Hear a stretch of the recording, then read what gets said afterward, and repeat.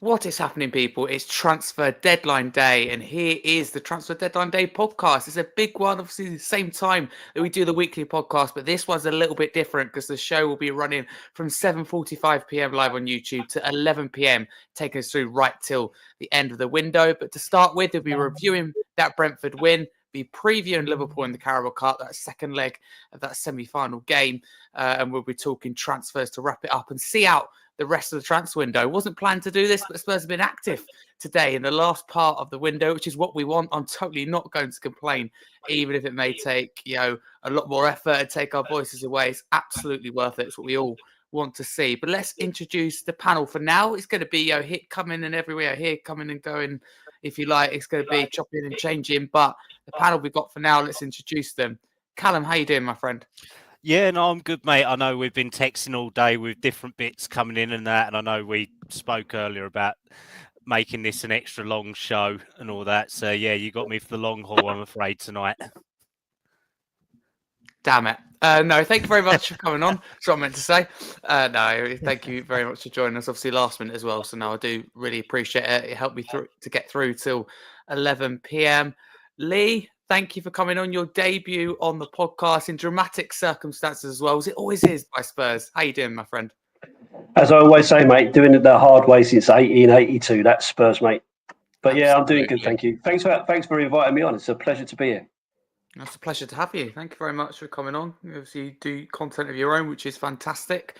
So do keep up the good work. It's great for you to join us this evening. Talking to people who do great work, currently working with Change for Spurs, regular on the podcast, and delighted to be him to joining us on deadline day as well. Billie T, how you doing, mate?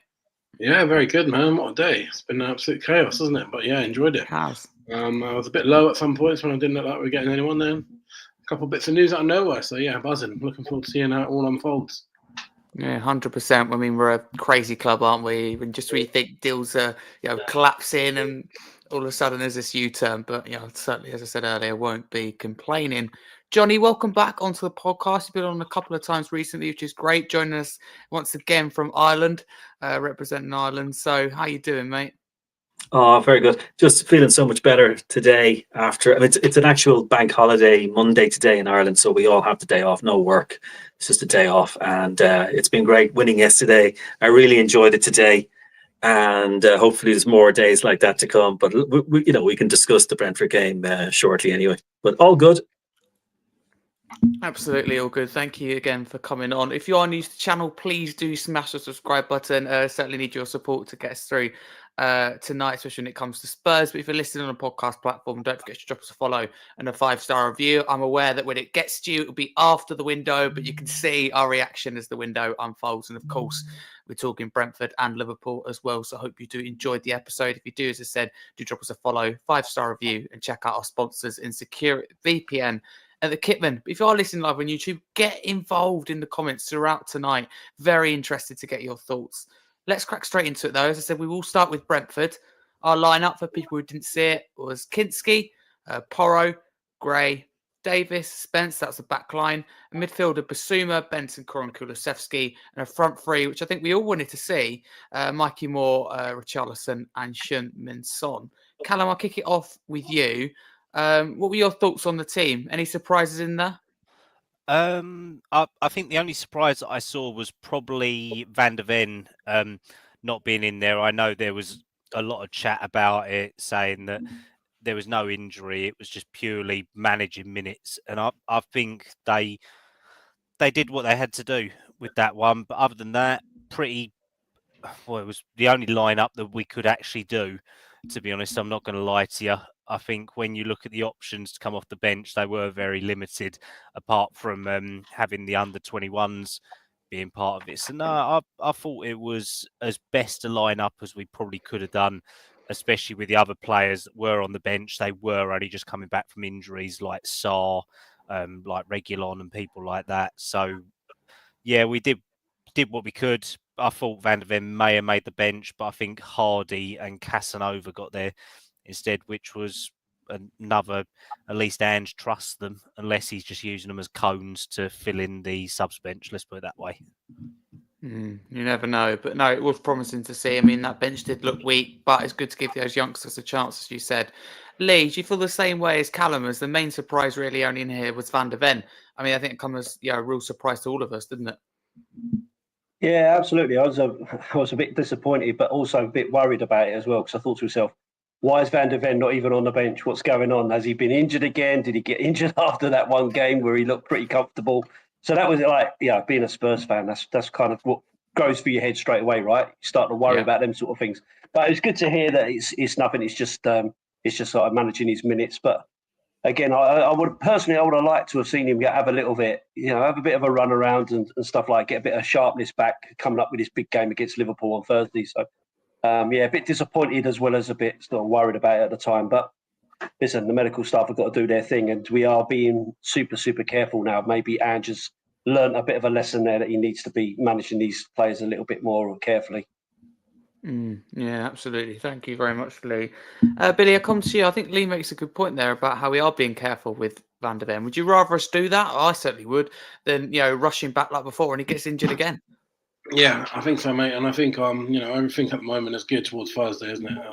That's a massive, massive game, biggest game of the season by considerable distance. So I think everything that we did in this game was had Thursday in mind. So people like Mikey Moore had one half rather than playing two. So yeah, it had to be done. And I really, really hope to see him on Thursday, because it'll be a big, big boost for us if he can get in the team on Thursday. 100%. I think he brings something different. Even that Brentford game, I thought it was quiet at times, but then puts in that really good ball in the box that could have led to a goal. So he's just got that quality. So I'm totally with you on that. Johnny, what were your thoughts on the team? Van de Ven, again, do you feel that was the surprise there? That what was your reaction to him not being in the squad at all, let alone the team? Yeah, look, I mean, I think they can't take any chances. The physio room is under pressure. The manager's under pressure. And I think they're just going to start playing it a little bit more carefully, because you can't have him getting injured again. And Ramiro also is a doubt as well. Like they're the spine of the team. We have to just look after them. So I understand that if he puts them on against Liverpool, then that's fair enough. But he didn't really need to play in the Brentford game, even though we need him. It's no point him getting injured and getting an ankle injury or getting some problem that he had before. But it's our first ever victory at the GTEC Stadium following 3 straight draws. I think we drew 3 times the last time, so that's actually a really good positive sign. It's the first time I've seen him defend so well.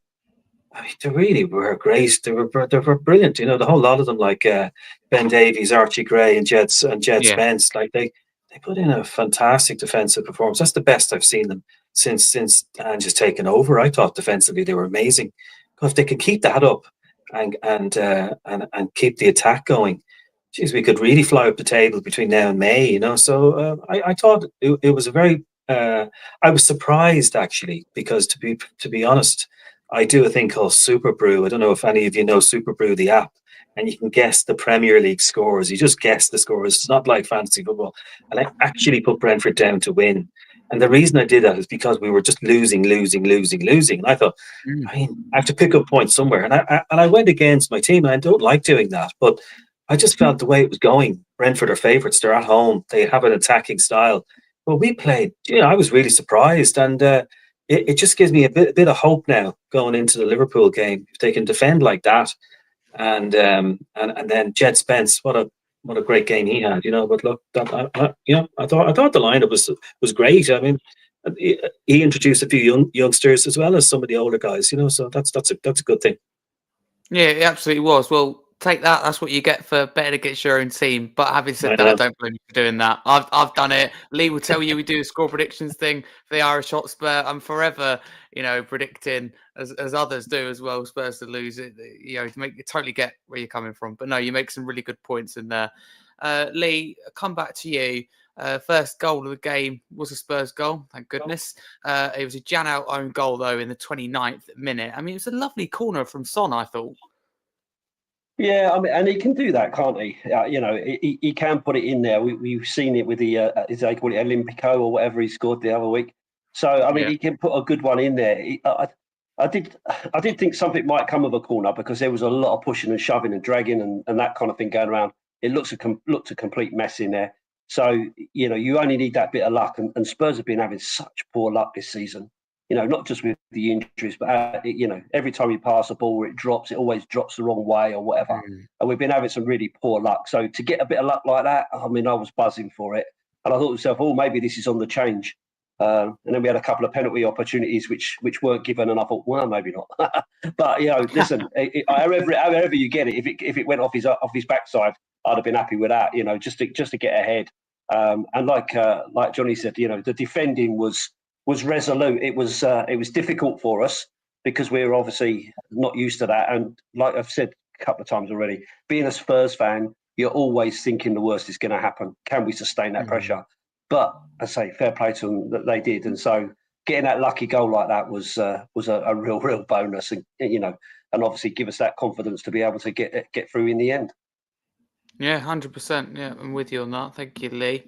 Billy, I mentioned to Lee there about Son's corners. Lee's right; he definitely has it in him.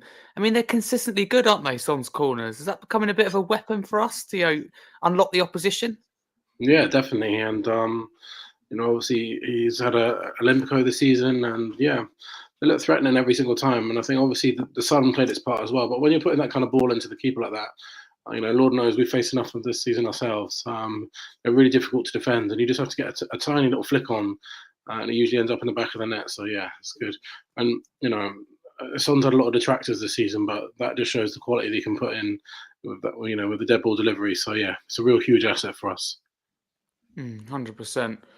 Kallum, what did you make of this goal and also Son in this game?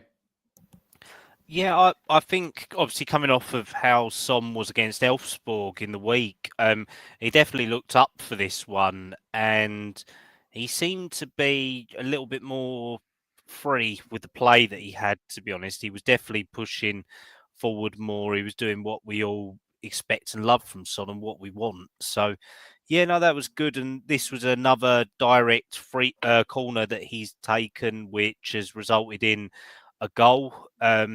He seems to be a better option at corners because, to be honest, he don't really do much when it comes into the box.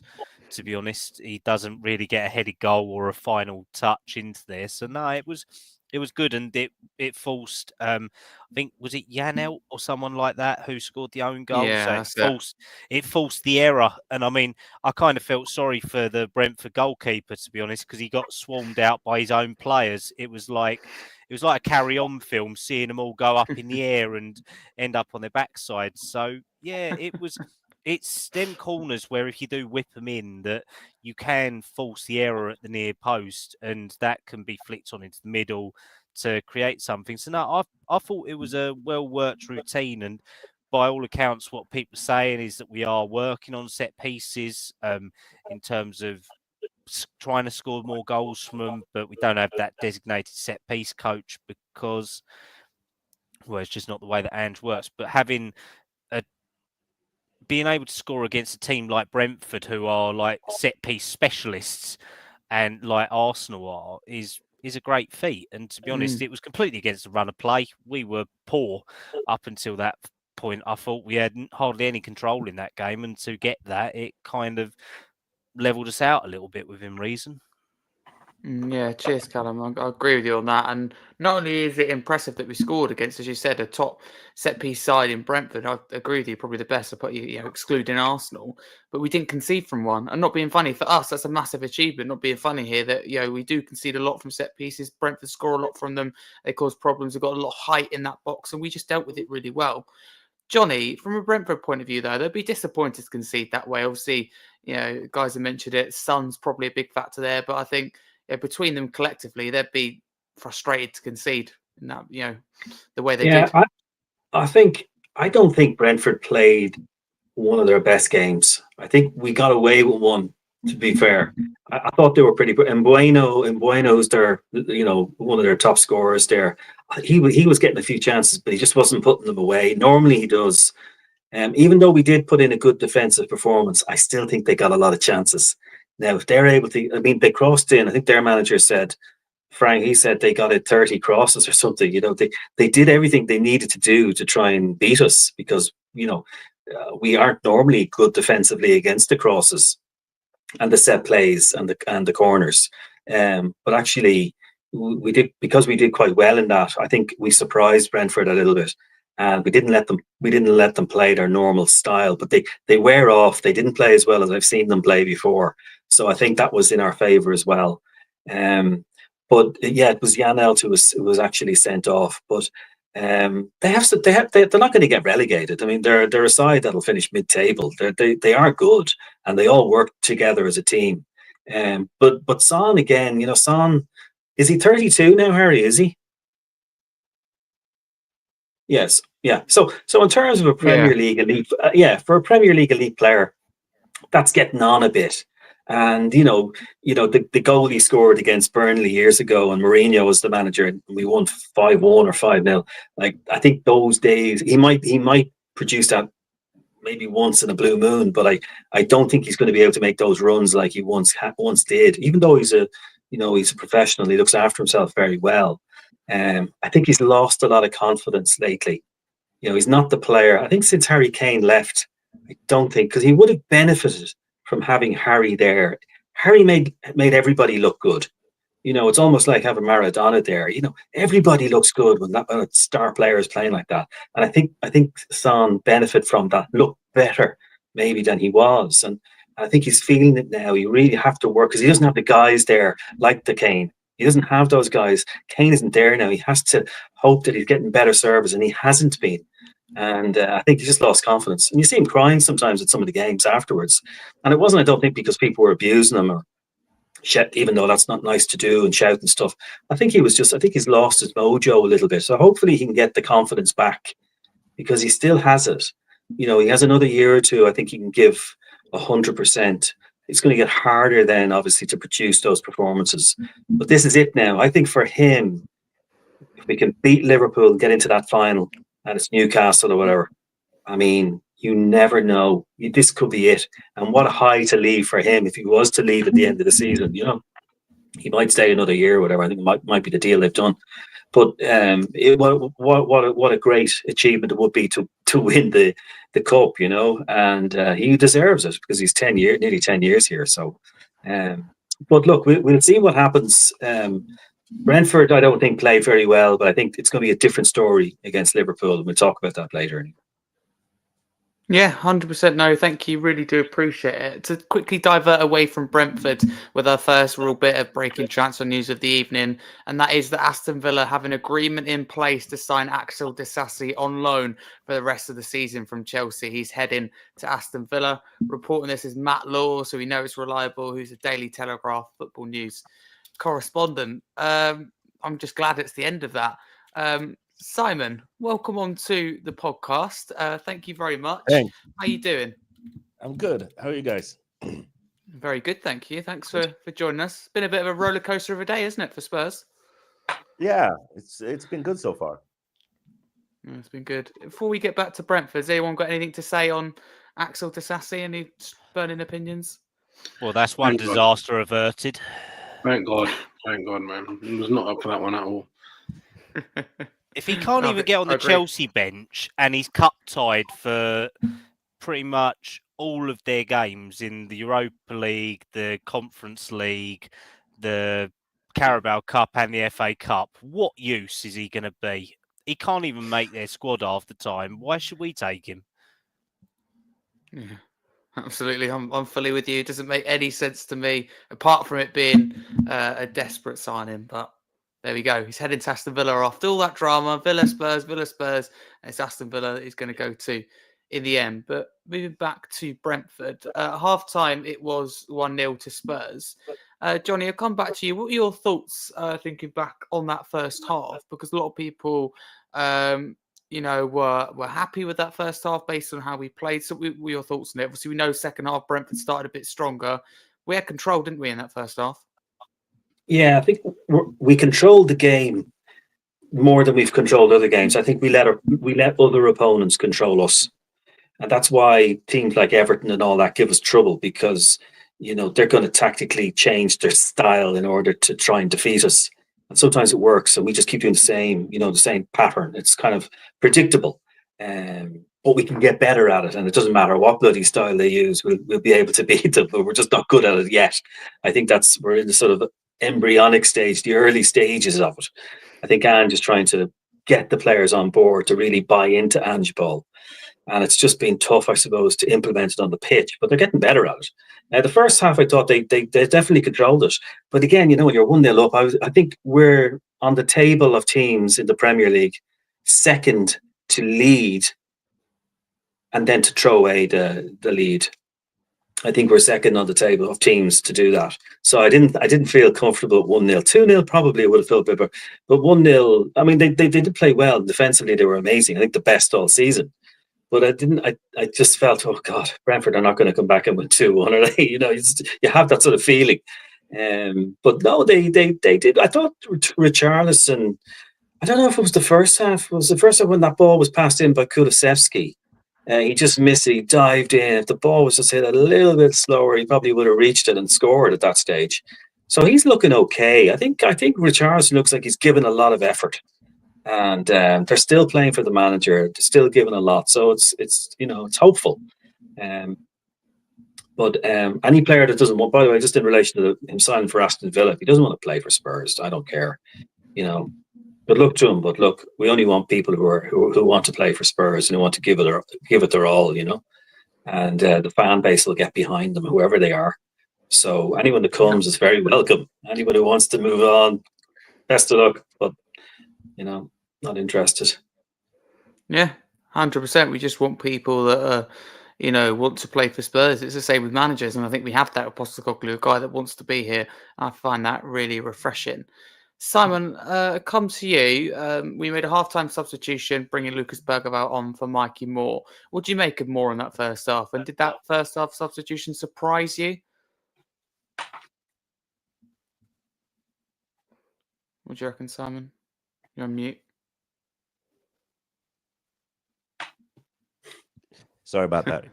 No, I thought he did well. I mean, it's not his preferred wing. And I mean, I think a player of his age needs a lot of support to be able to kind of help the team along in ways that he probably wants to. But he did well. I thought the sub was probably planned. I feel like a lot of subs were planned for this game. But he did well. Yeah, 100%. I thought we'd done really well. Sorry to interrupt. More breaking news. This isn't a good one. Radu Dragusin has suffered an ACL injury and missed the rest of the season. With the defender expected to undergo surgery later this week. This has just been confirmed by Sky Sports News. So that's not very good, and I think stresses the need to bring in maybe a second centre-back. Kallum, what's your live reaction to this news? Obviously not what we wanted to hear, but maybe what we were expecting. We heard that he could be out for the rest of the season. Yeah, no, it's a shame because I thought that for as much as he's been there sort of thing, he has stepped up. He has had to take a lot of brunt this year, and he's tried his best by all accounts. So, I mean, it's a real shame, but I think that you saw from the initial reaction from the medical staff on the day that it was definitely something that had tweaked badly. And I think the ACL was the worst thing that could have possibly happened. And ultimately, that's where we're at present with it, unfortunately for him. Absolutely. Lee, not what we wanted to hear, was it, at all?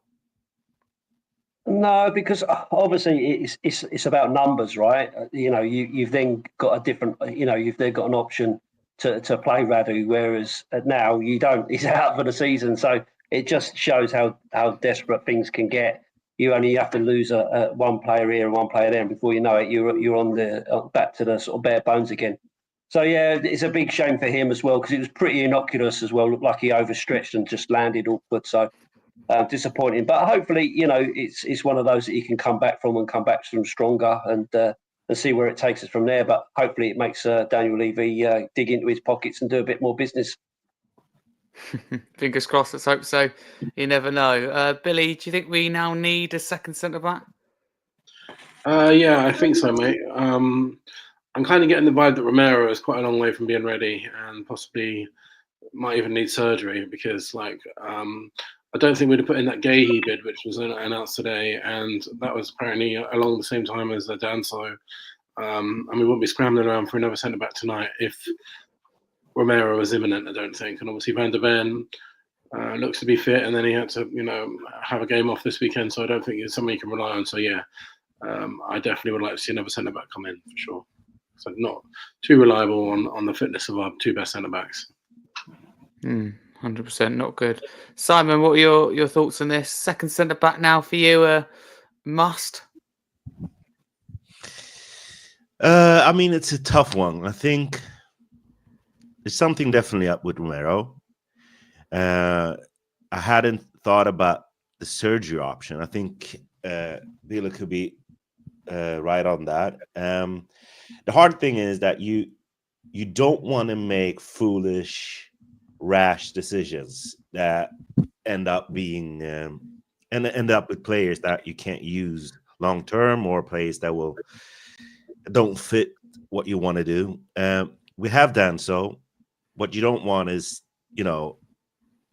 Danso getting injured and then we're back to having Gray again. And if you don't know what's going to happen with Romero, that puts you in this awkward position where you either have to find someone that probably isn't that good if the club is willing to let him go on loan in January, or you need to do something more drastic and sign someone more, another defender permanently, the way we seem to be doing or thinking about doing with Gilly. But then you have Vucevic and other things coming up in a year or two. So yeah, it's a tough one. Me personally, without having all the pertinent information, would probably sign another defender, but I would be looking to find someone that could play both sides, that could, which is something that Gui could do, which is probably why he was someone that they targeted. He was also homegrown, which would help us, which in some ways with the European squad. There's so much that you kind of have to consider. There's so many moving things that you have to consider. But I mean, if I'm really looking at just one more signing, I would still go for an attacker. I think we can get on with the defenders we have now. Davis, Danso, Van der Ven. But it's a risk. It's definitely a risk. It is a risk. But yeah, I agree with you. Probably priority positions elsewhere. I'm thinking about that attack along with you. Kallum, what are you thinking? Obviously, we will get onto transfers later, but your thoughts on this news with Dragusin, ACL out for the season? Yeah, definitely going to need another option, to be honest. Dorrington's gone out on loan. Phillips is still out on loan. Davis has only just come back from a long-term injury himself. Romero, I wonder whether they'll just run it up to the summer and then just try and sell him now, to be honest, most likely, because it looks like his head's halfway out the door. So, yeah, there's definitely got to be another person to come in, and I know we'll cover, like you said, we'll cover the transfers later on and all that, but we're definitely going to be weak in that position because Danso's a good option to come in, but if you've got two main centre backs out now, that only leaves you Danso and Van der Ven with Davis as your backup. Can we talk about that Romero long term bit, because I do feel like it's important to kind of just, I mean, all we can do is speculate, right? And I mean, I want to push back on him having his head out the door. I think there's rumors and I think there's talk about him not wanting to resign.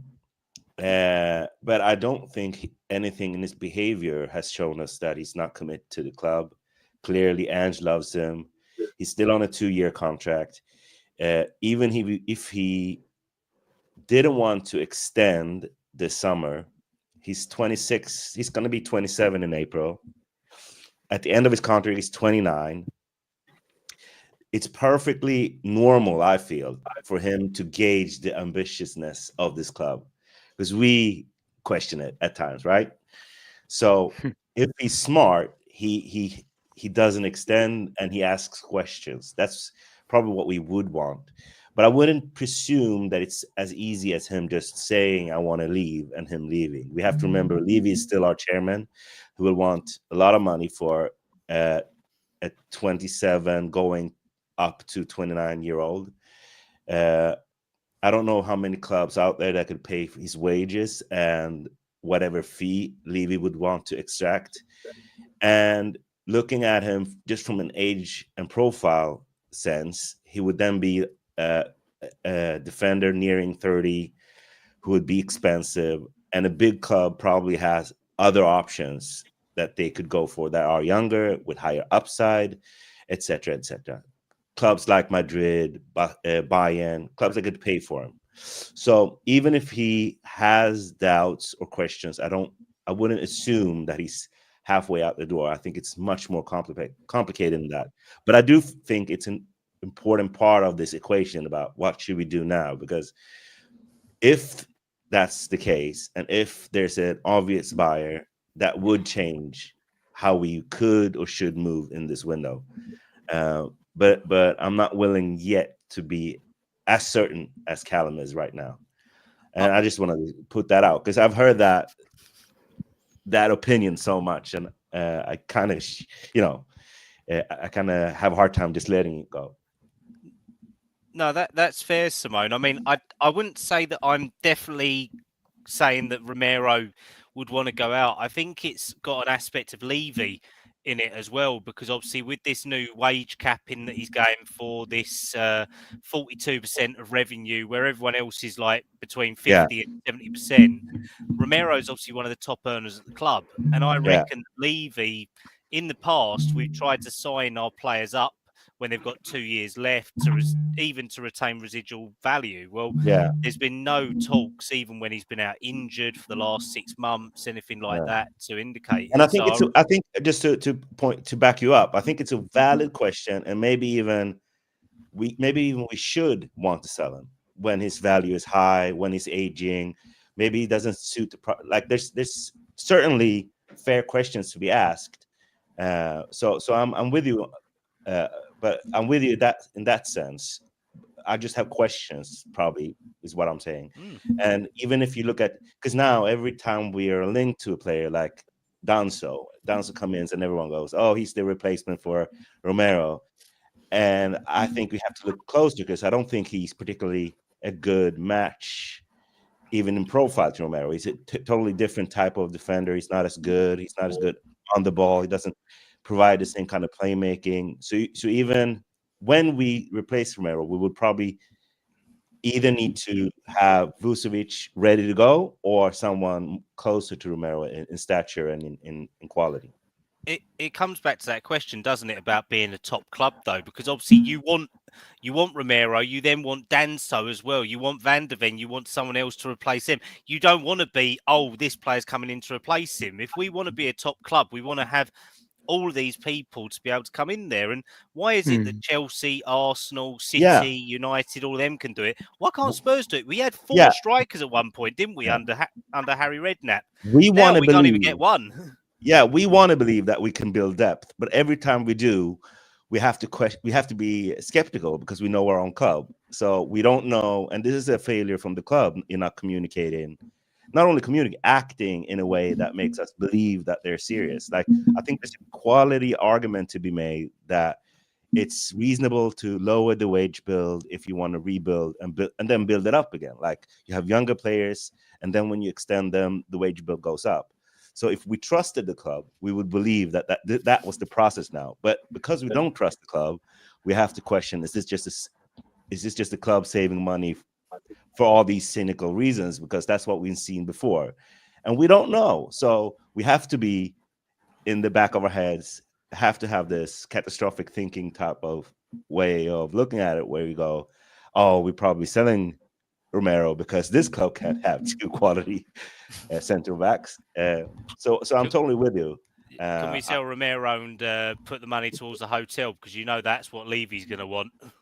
Yeah, and I think all those questions are valid, but I do feel like when we discuss these things, it always comes back to that, because we don't know what's happening long term. I mean, I would think it would be reasonable for us to expect that we get another central. One defender is out, we need to buy another one, and needs to be someone of the right quality. But if we do that, then we need to question a lot of other things. No, exactly. No, it's interesting.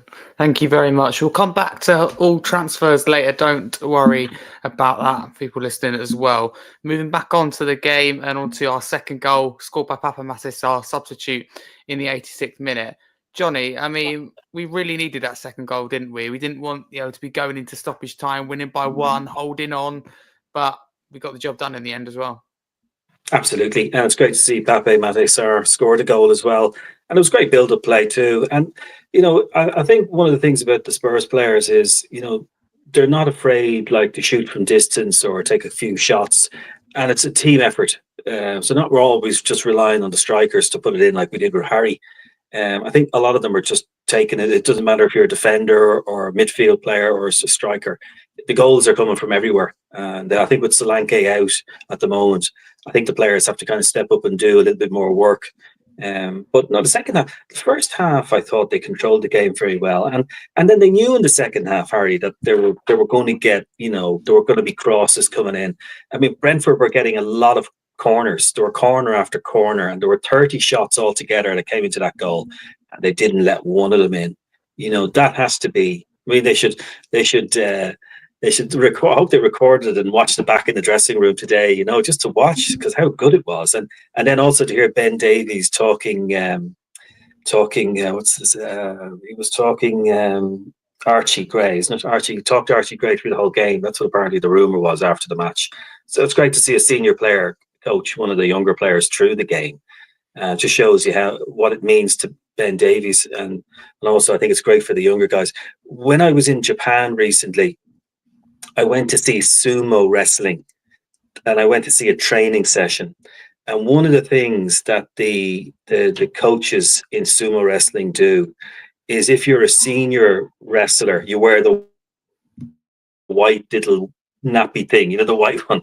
And if you're a younger one, you'd wear a different color.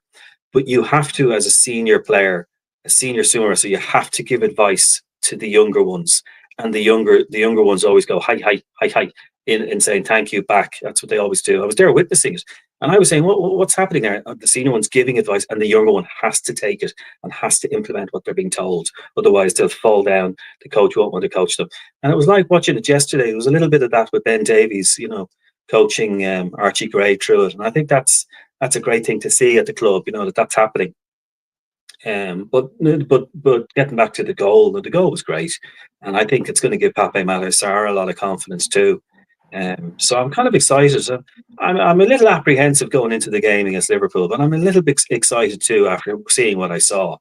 I was on here a few weeks ago. I think Simon was on it at the time, and I was highly critical of Ange at the time, and I have been on Twitter. I don't hide away, but as I said then, I'm not always right. I mean, he does deserve time, and if they do support him, then I think you'll see next season. You might see even better things now next season, and we're a club that should be in fourth. And also, I was disappointed when the Slovakian defender, what's his name again? He was playing for PSG. He went to Fenerbahce. Milan Skriniar. He was a player. Yes. I think Milan Skriniar. I think he was a player I would have loved to have seen coming here. He went to Istanbul and Turkey. I mean, if I was choosing between Istanbul and London, I would definitely choose London. It's so many much more.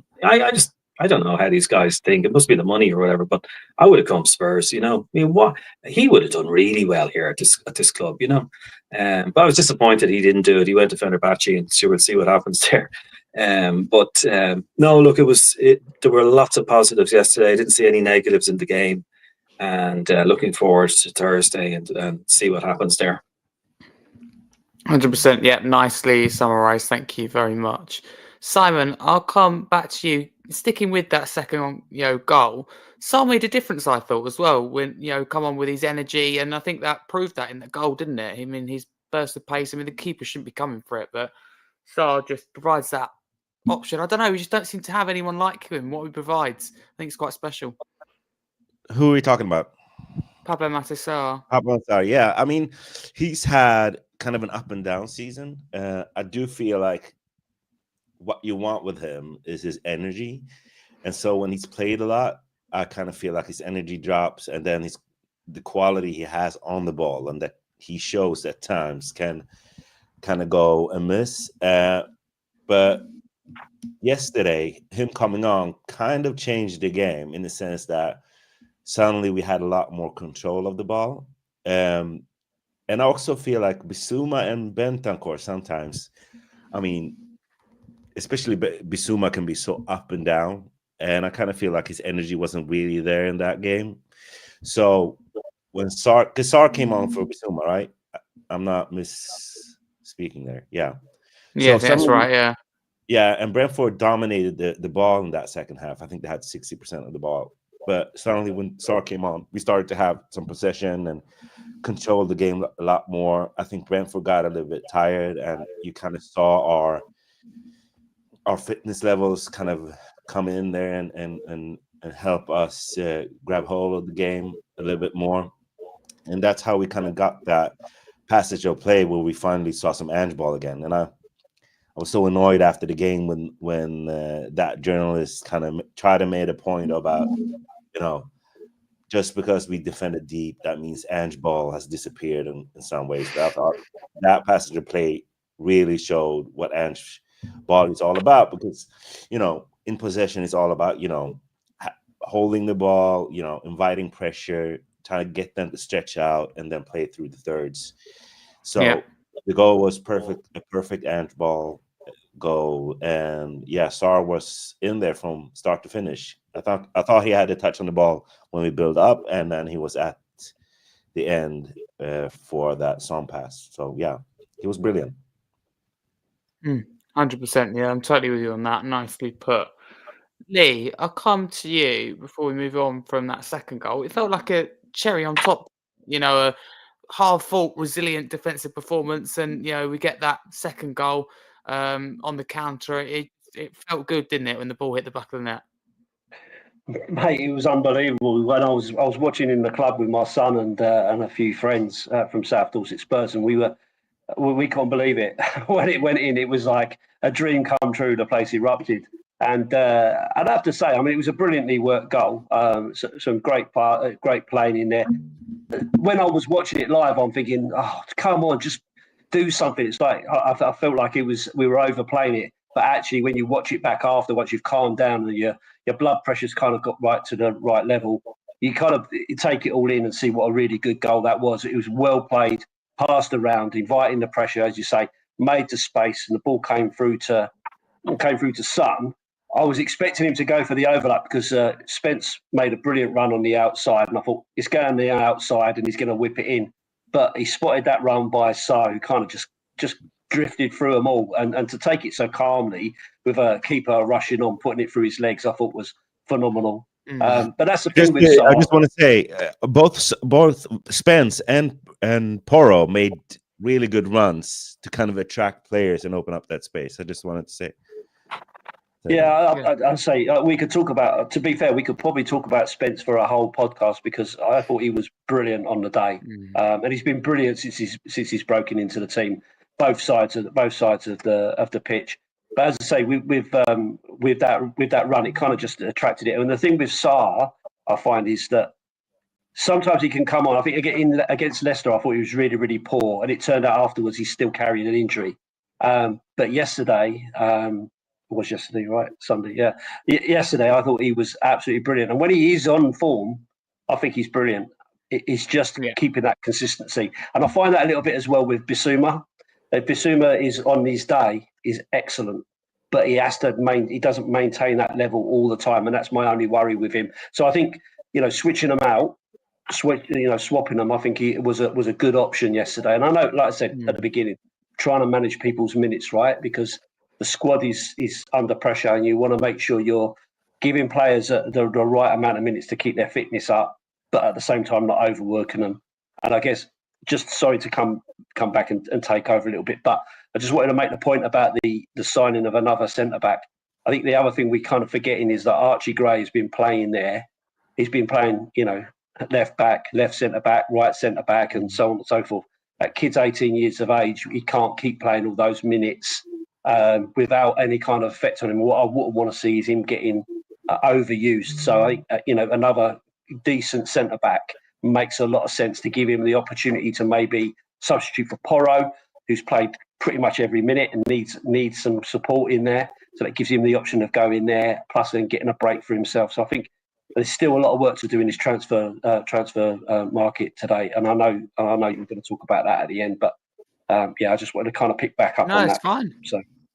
No, I really appreciate that, Lee, and I think you put everything across really nicely. I think I could totally agree with you.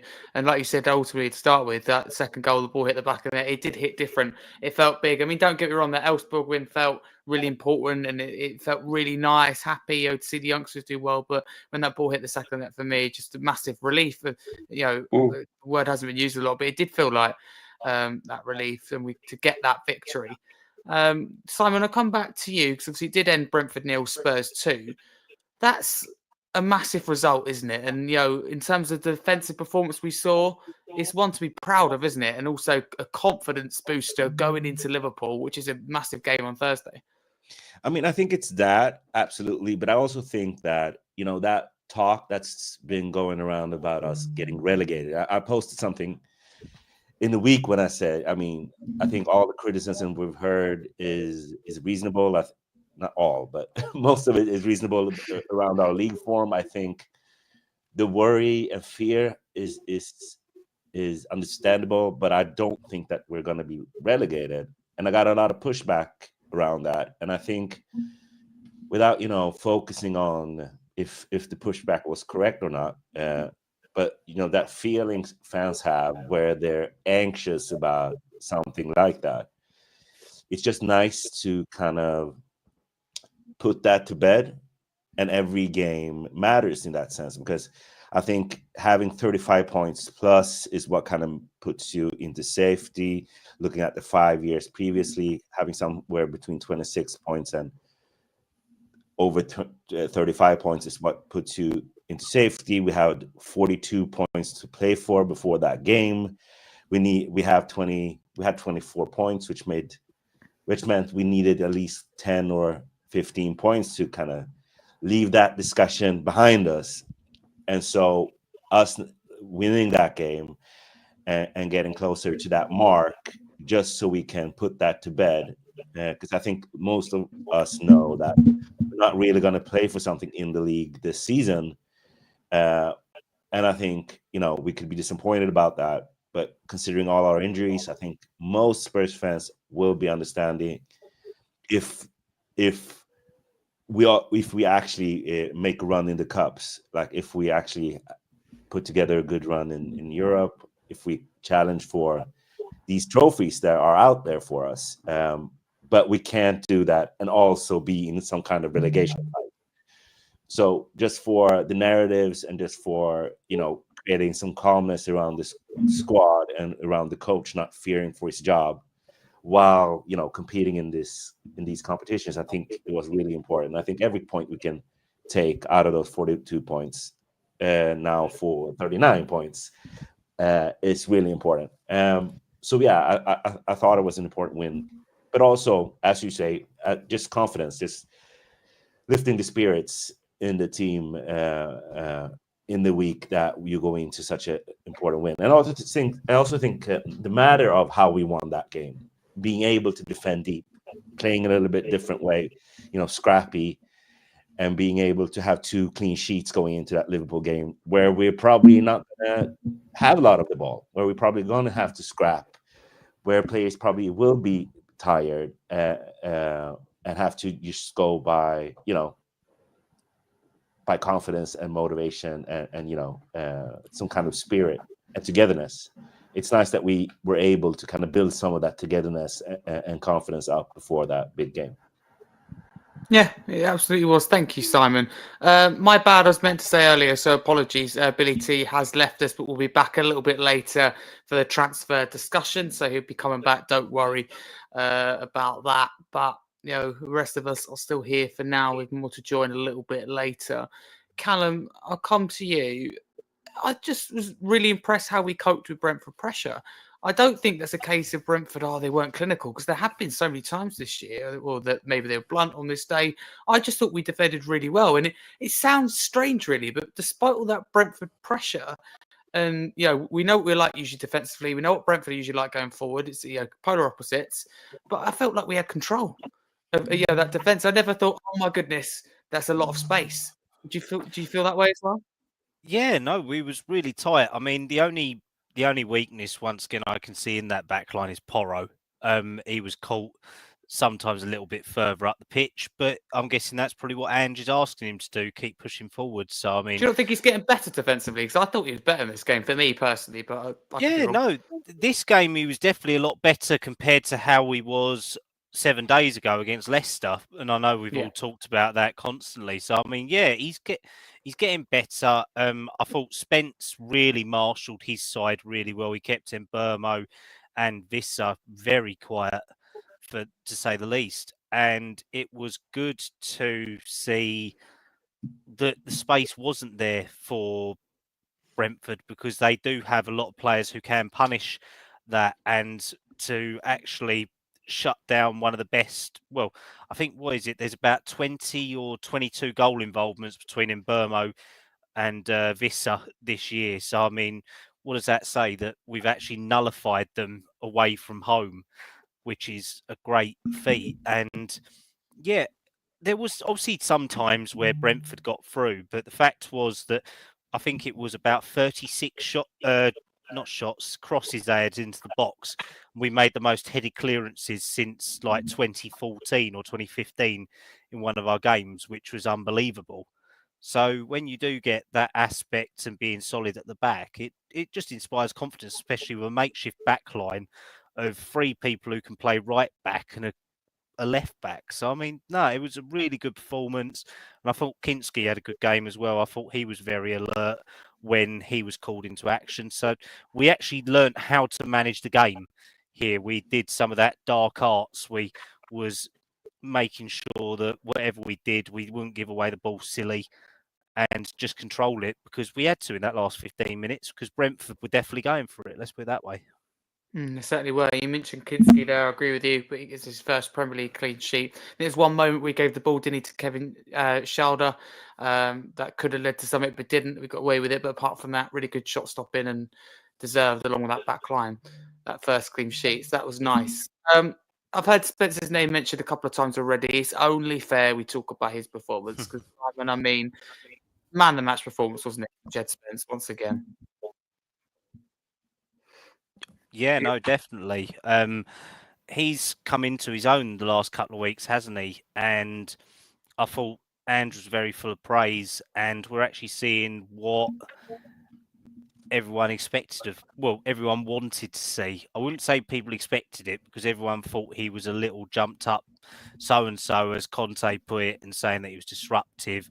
And Neil Warnock's always had that aspect, saying you're either going to go to the top or you're going to be the worst of the worst. But no, I thought that really mature performance. And when he's only 23 or 24, there's still more to come, I think, which is a great aspect to it. And to be standing in a position where he's not a natural left back, but putting in a performance like that against Schalder, like Mbeumo, Wissa, Coyote, who they brought on at the end of the game as well, who's a very good player. He didn't let anything get around him. And then when he did make his recoveries as well, it was impressive. And his speed is such a huge aspect to it. And if we do, well, I hope the club doesn't think that because we've got Spence now that we don't need a natural left back there or a left wing back to do it. But as a backup option, he's not doing half bad. Let's put it that way. 100%. Simon, what did you make of Jed Spence in this game? I know that you wanted to speak about him. Yeah, no, just I don't think we win that game without Spence putting in that performance. I don't think that's an exaggerated thing to say. I mean, being able to kind of keep Mbeumo quiet is why we didn't see more of those dangerous crosses and shots going on goal. And just his athleticism is just elite. I think Ange said something after the game that I thought was really interesting and really to the point, which is he loves to defend. Like, he really loves to defend one by one, and he loves that matchup, and he gets energy from it. You could see that him, locking in every time Bueno came down that way.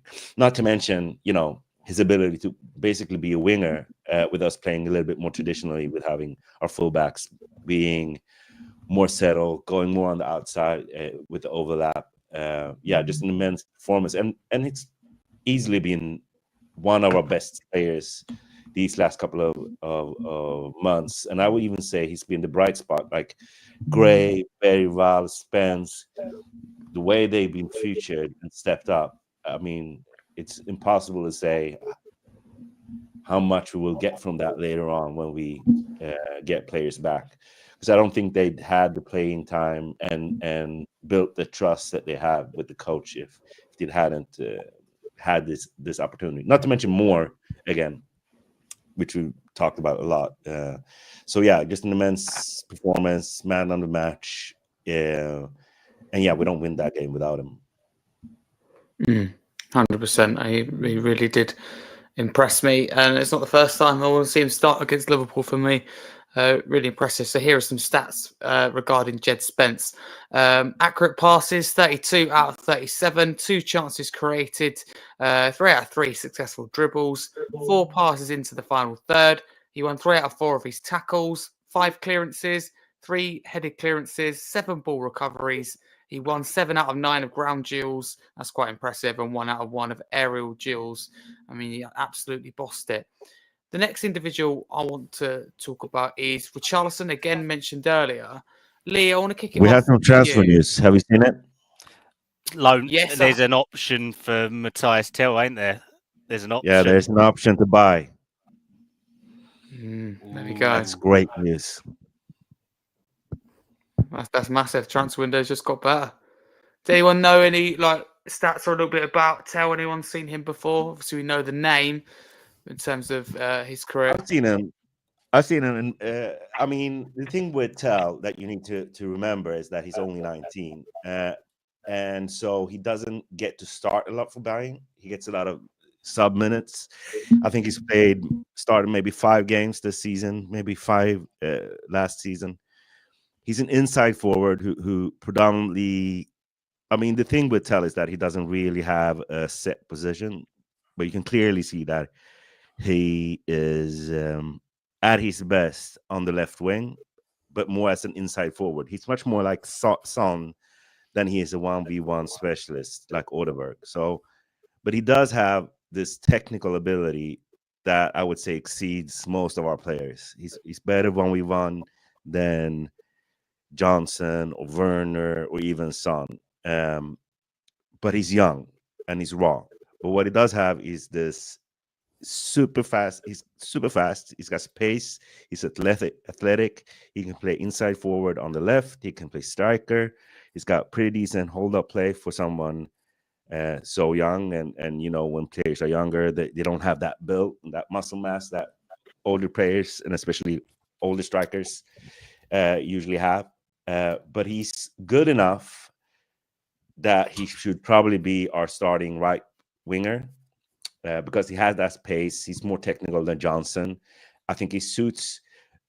I rate Johnson, but I don't think he suits every game. He's a very particular player. He's got the up and down kind of speed, and in games that are more transitional when we play kind of more back and forward, he can suit those games because he's quick and he can kind of find his spots and get his shot off and be accurate. I think he's got a lethal shot.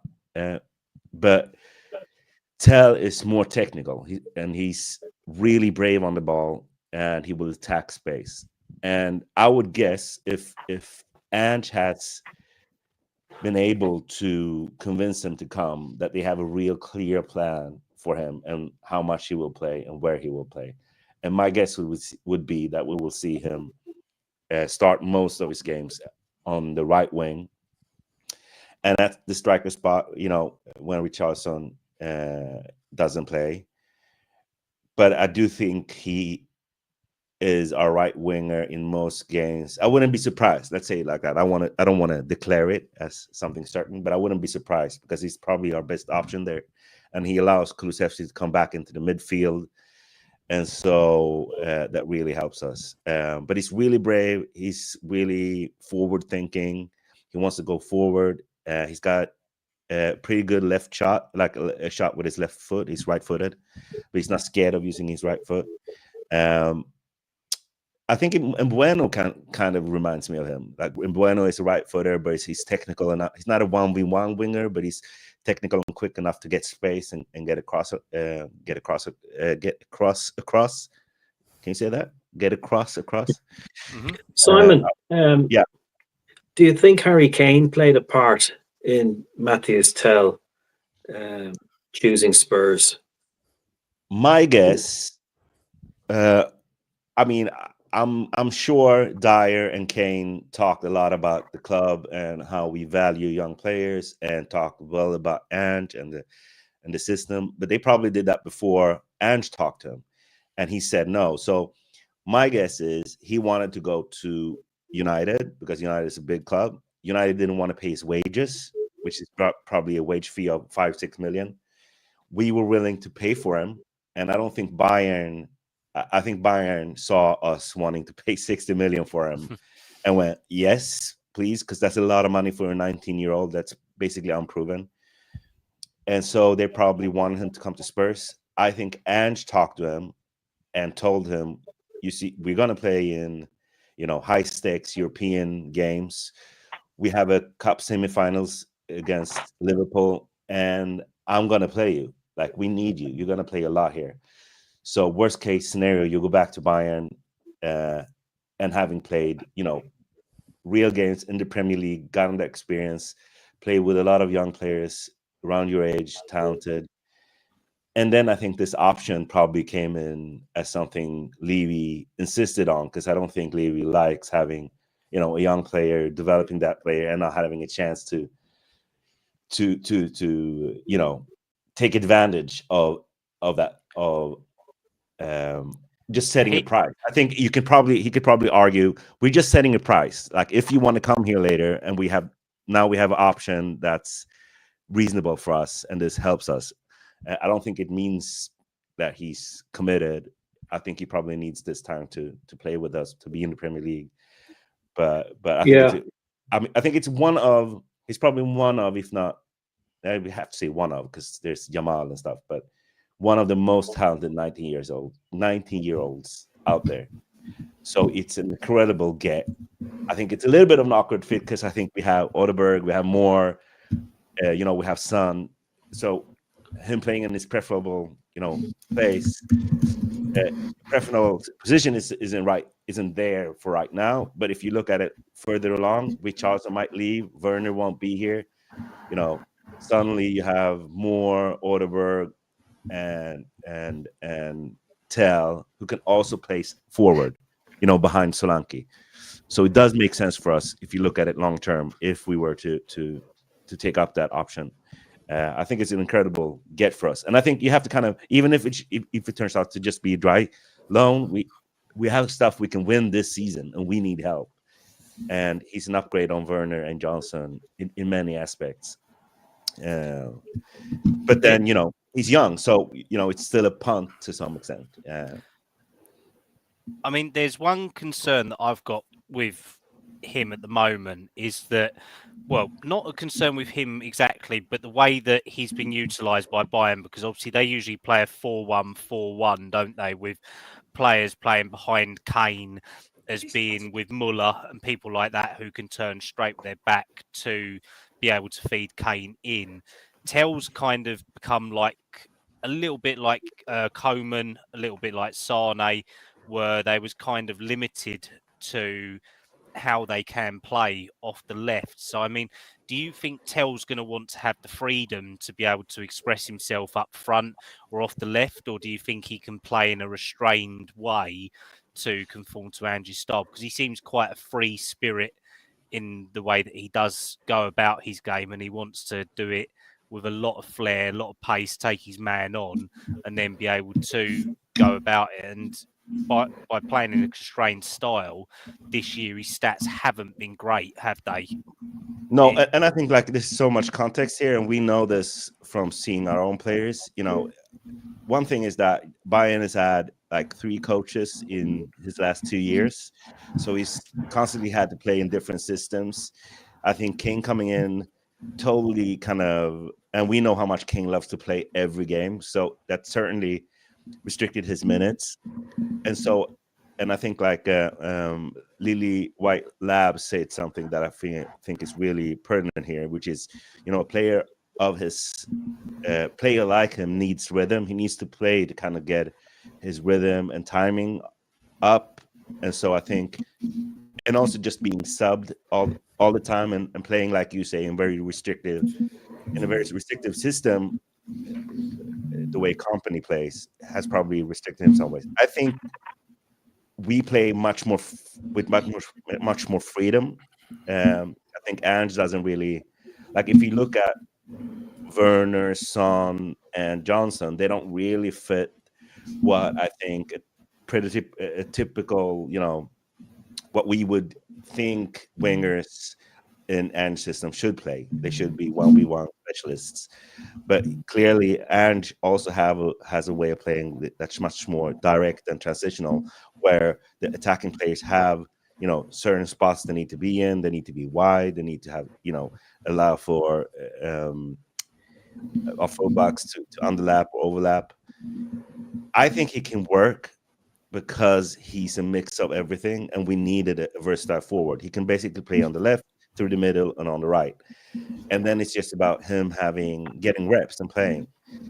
I do think we need to be a little bit patient. I don't know if he's, it's impossible to say that he'll come in and just score a lot of goals, because I think he needs a little bit of time to get up speed with, Premier League is not the Bundesliga. We play a lot hard, the oppositions in the Premier League is a lot tougher a lot of times than in Bundesliga, but he's played in the French league, he's played in Bundesliga, and now he comes here. And I'm really excited about it, but I'm more excited for what it could mean long term. And I also think that we just need a body, and he's better than at least 2 of our winger options. And we do not know, what version of Odeberg we will get back. He's been injured for a long time. We don't know if Richarlison will be able to stay fit. We know Richarlison's history. So we just need a quality, attacking option. And I think for now, he's probably the best option we had. 100%. Thank you very much. And thank you, Kallum, for stepping in. Well, I grabbed a drink, so really do appreciate that. We'll move on, though, from Telton back to kind of Brentford, rounding that up and previewing Liverpool in the Carabao Cup, because it's a big game. I'm totally aware of that. I want to talk about Richarlison, though. So, Lee, I'll come back to you. What did you make of his performance yesterday? Did we miss Solanke?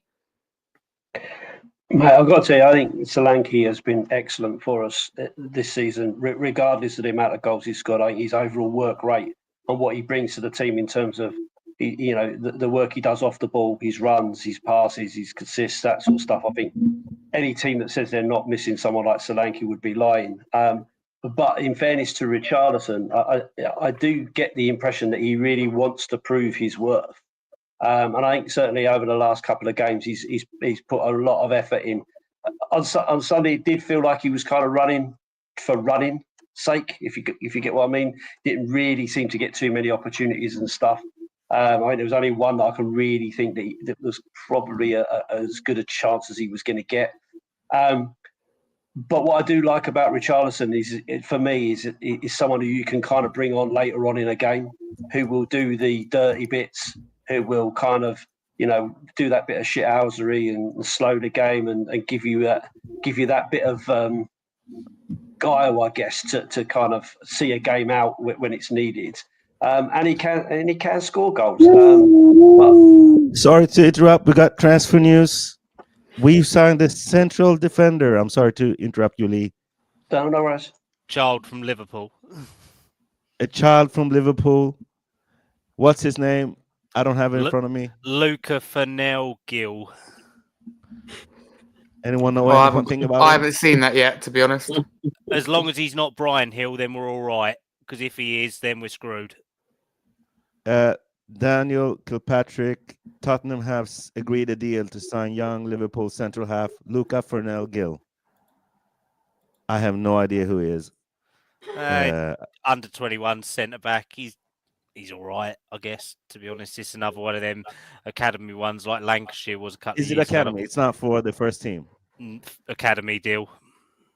Okay, then I apologize, Lee. Go on. I'm sorry. No, sorry. Put him on mute. Put him on mute. No, it's no worries, mate. I was just rambling on about Richarlison, so no problem at all. Just kind of answering the question. No, just to kind of finish off on Richarlison.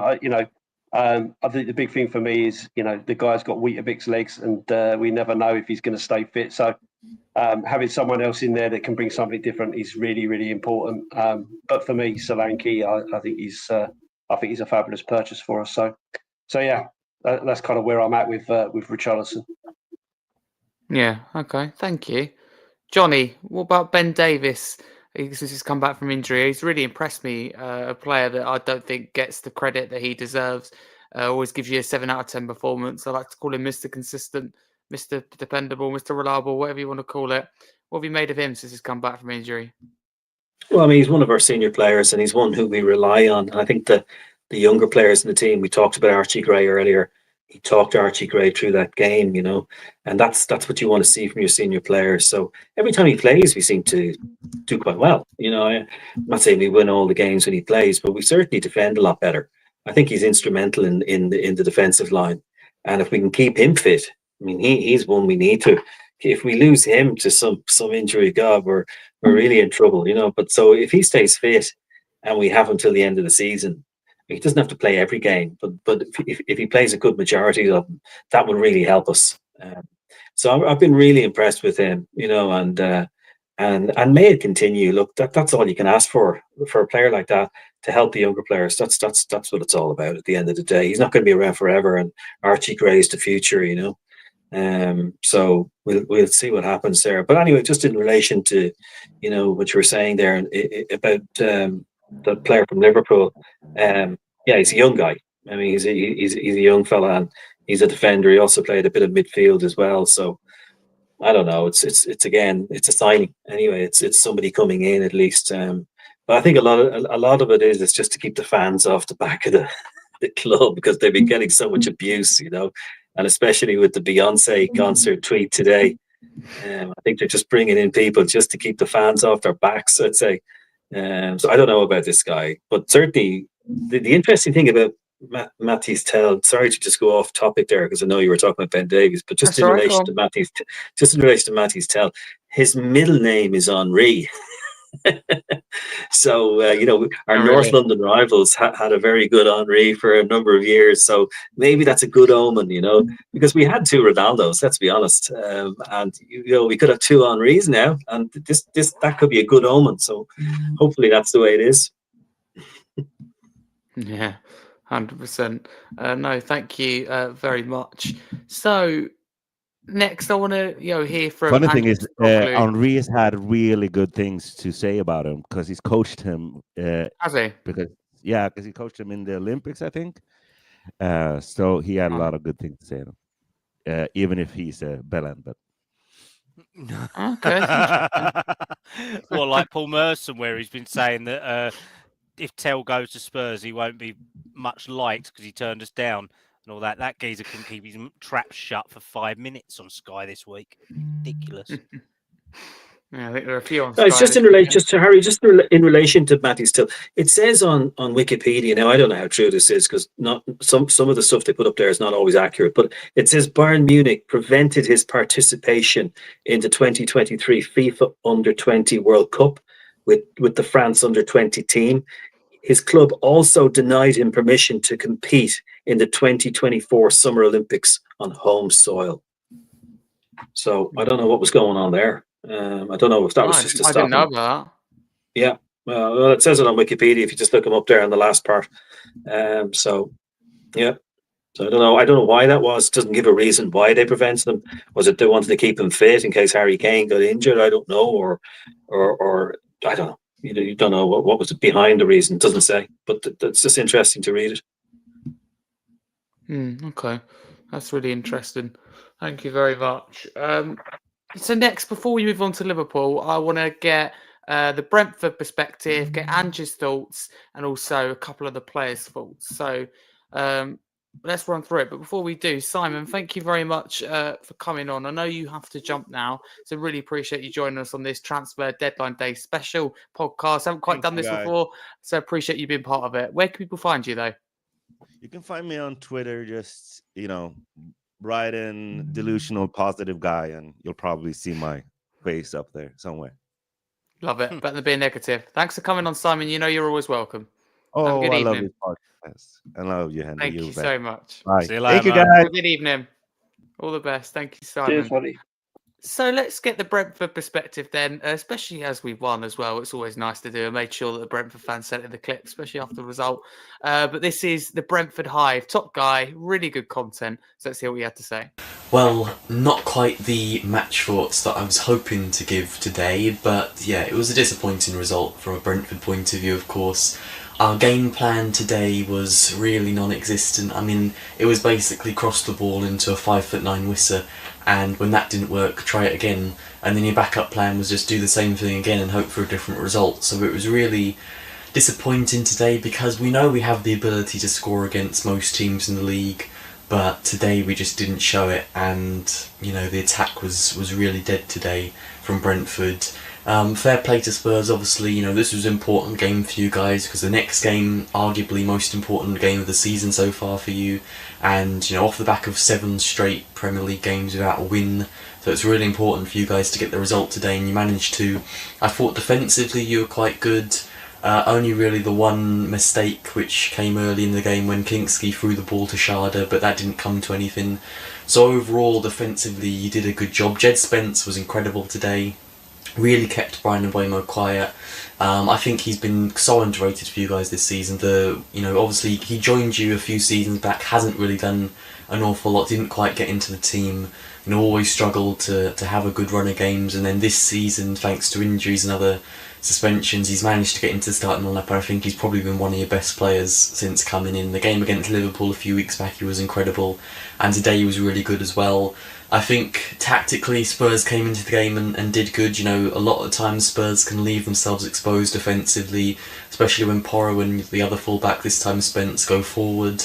But today they didn't. Today they stayed back. They didn't allow a lot of space in behind, and ultimately we just couldn't break it down, and we were really lacking ideas offensively. Disappointing result, obviously. We're still yet to have back-to-back wins in the Premier League this season, and today, coming into it, I was hoping that maybe the result would be a bit different. I was a lot more optimistic, as I said in my pre-match thoughts, that I was hoping that we could definitely get something today, but not to be. In terms of my man of the match, from a game perspective, it has to be Jed Spence. I thought it was really, really good. From a Brentford perspective, I'd have to give it to Mikael Damsgaard. I said on the pre-match thoughts, he's the type of player that even when Brentford aren't playing well, he's always playing well, and today was another example of that. He was exceptional today. Probably the only really good player on the pitch today. I thought Kyoto, when he came on for his debut, was also really good, and I hope he does start the next game. But yeah, in terms of today, we just couldn't create enough, and fair play to Spurs, and good luck, of course, for the Liverpool game. Thank you to Harry for having me on again, and until next time, Hive out.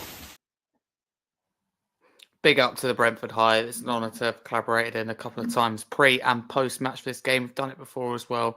As I said, really good content, and he speaks so honestly, and he's really enjoyed that clip. Kallum, what did you make of Brentford in that game? He says they're disappointed in his side, but go again kind of attitude, and I like that in terms of we weren't good today, but let's move on to the next one. What can we do more to create almost like a plan B, plan C? What can we do different? I was kind of disappointed with Brentford, to be honest, because I've been singing their praises constantly on your Premier League show. Everyone, when we get them on, we always say how well Thomas Frank's got Brentford playing on not a shoestring budget, but a budget that is very data-driven, where they find the prospect and then develop an amazing player sort of thing. But no, I was quite disappointed, but maybe it's just that Spurs set up in such a way to restrict them. I don't know. It could have just been Ange using a plan B tactic compared to his usual ones, but I have to say I wasn't that impressed with what I saw yesterday, and I don't think a lot of their players stepped up to what they should have been doing. And when we did close out their players, I mean, they're playing a lot of people out of position or have tweaked it where they've become these inverted fullbacks or these attacking wing backs. I think Keane Lewis Potter has been utilised as one this year. Shard has been used in that formation sometimes. Damsgaard I thought was brilliant yesterday, to be fair for them. His level of passing is something like Ericsson-esque when he played for us, to be honest. It was. He doesn't get spoken about enough, whereas I love Ericsson, but he did. I don't think Damsgaard gets that recognition. I think because this is the first real season that people are starting to see Damsgaard for what he is. He's a great player to buy on Football Manager, and you can always have great comparisons to that. But he's taken his game to another level, and maybe his passing was great for the last 2 years when they've had him, but Ivan Toney probably wasn't picking up on them balls from it. So, no, I thought Brentford just had an off day, to be honest, because they've shown that they can play against the best of teams this year, and we can take from the game that we got them on a bad day. We nullified what they did do, but we can't rest on our laurels, to be honest, because we've beaten one of the most informed teams at the moment. We need to take that on to the next game, I would say. Yeah, agree with you. You mentioned Ange Postecoglou in there somewhere. Speak of the devil, and he shall appear. Let's hear from Ange on that. We have another quick turnaround to a really big game, the semi-final of the Carabao Cup. So what will be important in this turnaround, and what do you expect the team to take from this win to Thursday? We'll take a lot from the win. Winning away from home in a difficult place is not easy, and that's our challenge on Thursday night. But we'll recover now. Again, obviously, we've signed a player today, which will help us as well, and hopefully we'll get Mickey available as well. So, we'll tackle Thursday. It's an exciting opportunity for us to go to Anfield and hopefully, get a result there that gets us to a cup final. And finally, final day of the transfer window. It's almost closed, but there are some reports that Spurs are trying to get Axel Disasi. Can you tell us something about it? I had my phone off during the game. I don't take phone calls, so I've got no idea what's happened in the last hour and a half. I'm sure I'll find out. Love his honesty. It's just great. And it's true. Managers don't have their phones on, do they? On the touchline. By the way, Lee, the Dorest Spurs just had to jump there when that Ange clip played. So we thank him very much for coming on. As I said, there'll be a lot of coming and going throughout tonight. That's the beauty of a long podcast. We thank Lee for making his debut, a solid one too. Johnny, what do you make of what Ange Postecoglou had to say there? He talked about taking things into that Liverpool game. Yeah, I mean, look, he does say a lot of the same things over and over again. I mean, let's be honest. I just sort of, yeah. Like I heard it before. I'm just going on what happens on the pitch now at this stage. It's meaningless what he says, because we were on such a losing streak there for a while, but we've had 2 positive wins, no goals conceded, and 5 goals scored. So, okay, he says he has to take it into the Liverpool game. Liverpool game, you're going to a fortress. You might remember years ago, I think it was Arteta's Arsenal, and he was bringing him to the final, the FA Cup or something against Liverpool. And he had speakers all around the Emirates, playing the anthem, the Liverpool, You'll Never Walk Alone. And it was sort of just to get them used to the really tough atmosphere that they're going to face when they're going to face it. They're going to face that atmosphere on Thursday. Do you like a manager doing that? Do you think that something that Ange should adopt? I always like managers to try different things. Doesn't mean it's going to work. It didn't work on that occasion. Arsenal lost, but it certainly it's just thinking outside the box. You know, the definition of insanity is doing the same thing over and over again, expecting a different outcome. And I think the way Spurs play, that's been the way it's been for a while. You know, we lose a couple on the road, and you're kind of thinking, oh, he'll change it around this time. It's just the same thing. He just keeps doing. He kept losing and losing and losing. Now, some of the players were missing, some are good players, but I think with Arteta doing that, it just shows that he's willing just to do something different. And it's probably something I would do if I was a coach, just to get them used to that atmosphere, because it's going to be it's like a fortress there, and facing the cup.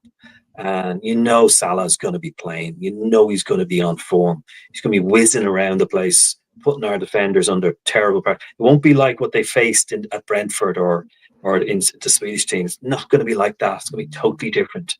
You're going to have you're going to have that anthem playing at the beginning. You're going to have the fans getting right behind them, and you'll have a section of our fans, egging them on. So they have to be really loud. They have to be our Spurs fans, the away supporters, have to be really loud, and they will be. There's no doubt that the ones that are there will give it loads, and our players just have to feed off that.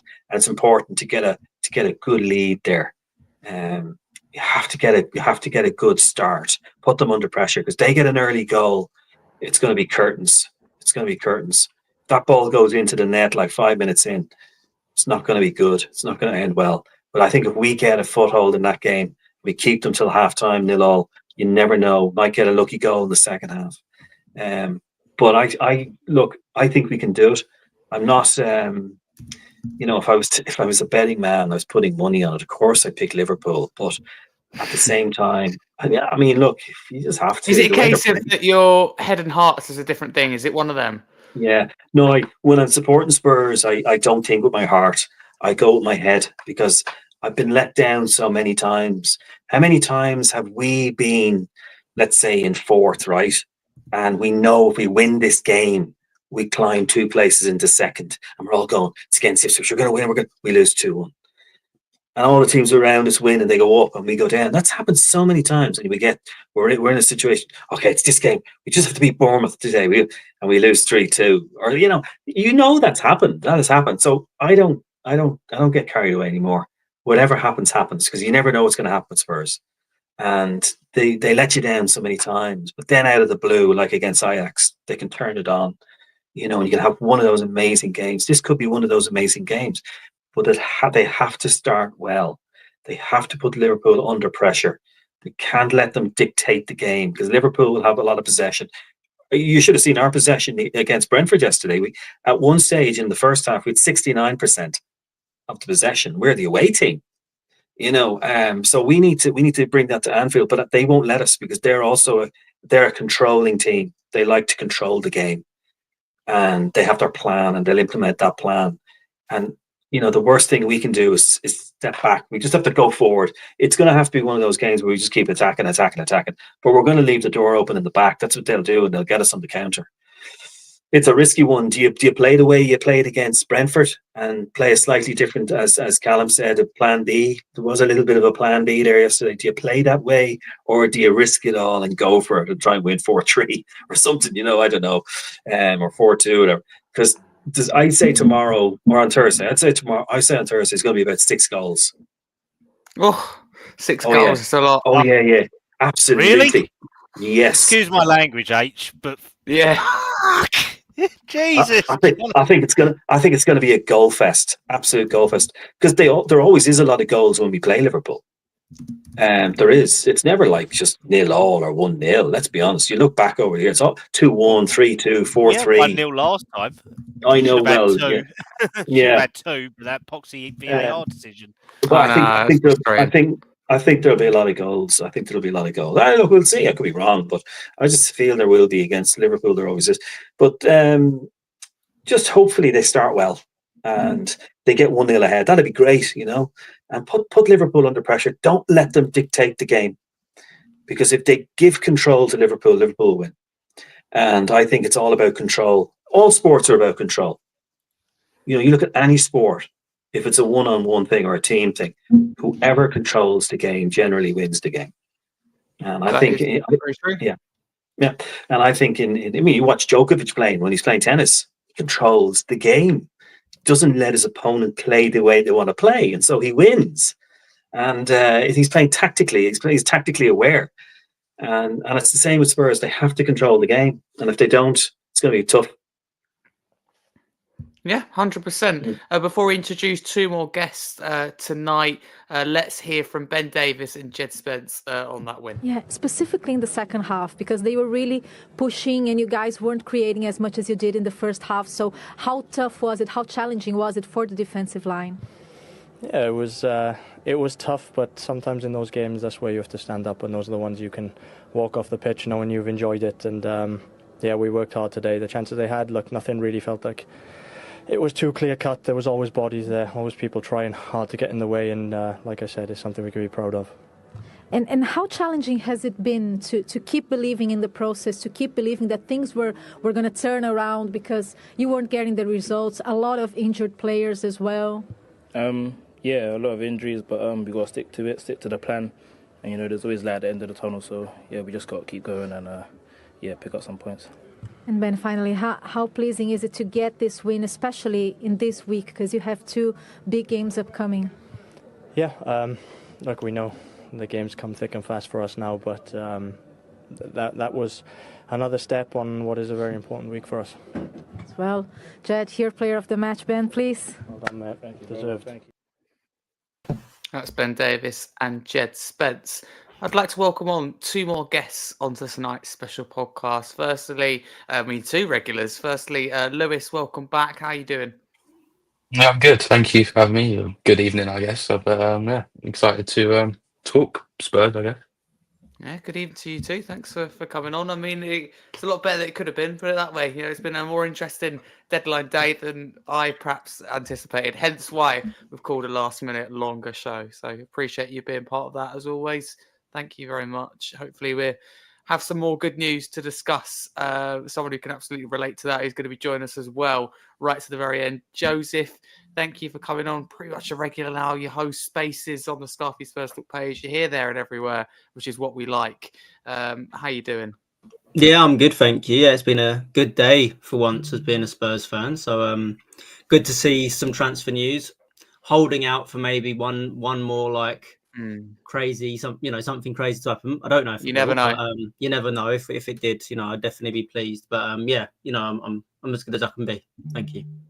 Yeah, 100%. No, thank you for coming on. And before we get to the transfers, let's talk Liverpool, because I think we could all agree, however we feel about it, it's a massive game on Thursday. Lewis, we'll kick it off with you. How are you feeling going into this game, if I may ask? Not that confident, unfortunately. I mean, you can't be. It's Liverpool. It's Liverpool away, I mean, you can never be confident. Our results there previously, history there is not great at all. I mean, I would be a bit more confident if we maybe 2-0 up in the tie. Because, I mean, to be honest, I did say that after the game, as much as I was happy with a 1-0, of course you have to take that. I knew in the back of my mind it won't be enough. I don't think it will be enough. I don't see us keeping a clean sheet at Anfield. I just don't. I can't see us. I can maybe see us scoring 1, maybe 2, but I can see us conceding 3, maybe 4. That's a bit of a problem. So I'm not that confident. I mean, you never know. We have got some signings come in. Maybe Dan So could play. I don't know. Obviously, it's up in the air about that, but not that confident. But I mean, you do never know. I mean, we've been good in the Cups this year. We've been good in the Europa League this year. So maybe it is our year. Maybe. You just never know.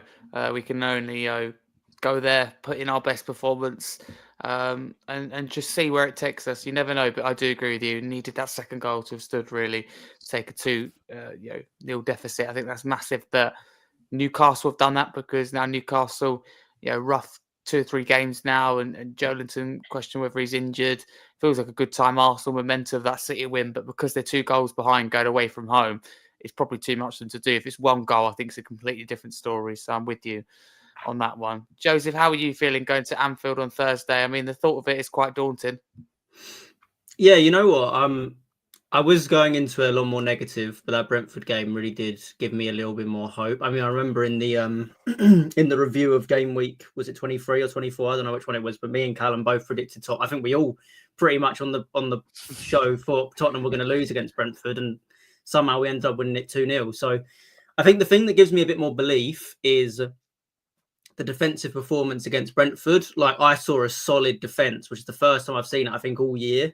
We didn't give up that many chances to Brentford, and we really saw an actual, stubborn Tottenham, not willing to give our opponents so many opportunities. And Brentford are, they've got a good attack, and Buemo, Sharda, they could have easily, they've been scoring goals for fun at home this season, and we nullified that completely. Maybe it was an off day for them, but all we need to do is, catch Liverpool on an off day, and maybe we can get away with it. Who knows? I mean, it's going to be tough. I think you're right in terms of getting that second goal at home would have been crucial. It would have put us in a good position, because Liverpool would have had to come out and just go gung-ho against us, and we could have maybe got in behind them from that.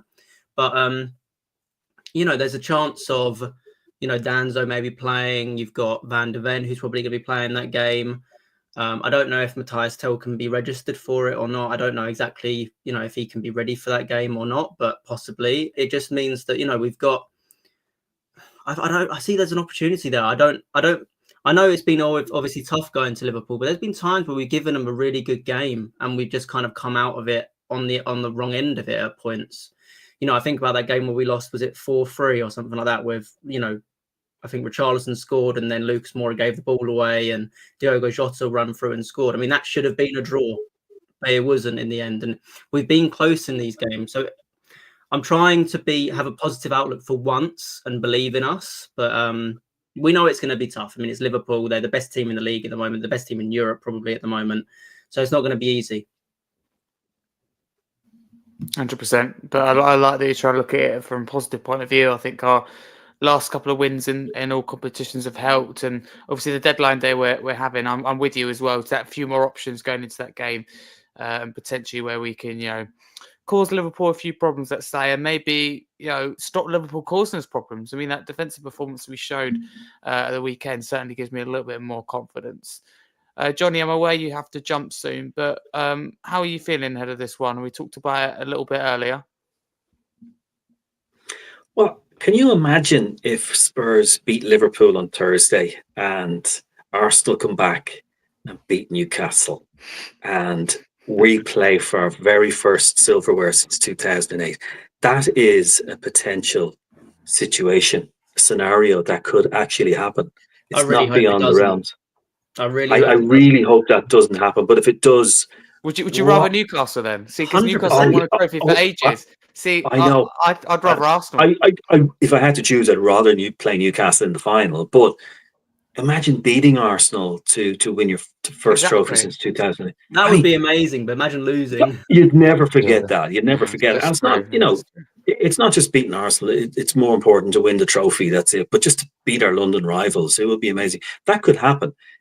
But anyway, in relation to the game, I know Louis and Joesph were late joining there. But I had just said, I think there'll be a lot of goals on Thursday. And I think Kallum didn't really agree. And look, that's fine. I just think I'm looking at 4-2 or something like that. That's the way I kind of see it. I think if Liverpool score first in the first 5 or 10 minutes, I think it's going to be curtains. They're just with Anfield, it's going to put us under terrible pressure. But if we can get ahead first and kind of control the game like we did against Brentford, I think we have a really good shot in that match. Look, we won the first leg. I didn't think we were going to win the first leg.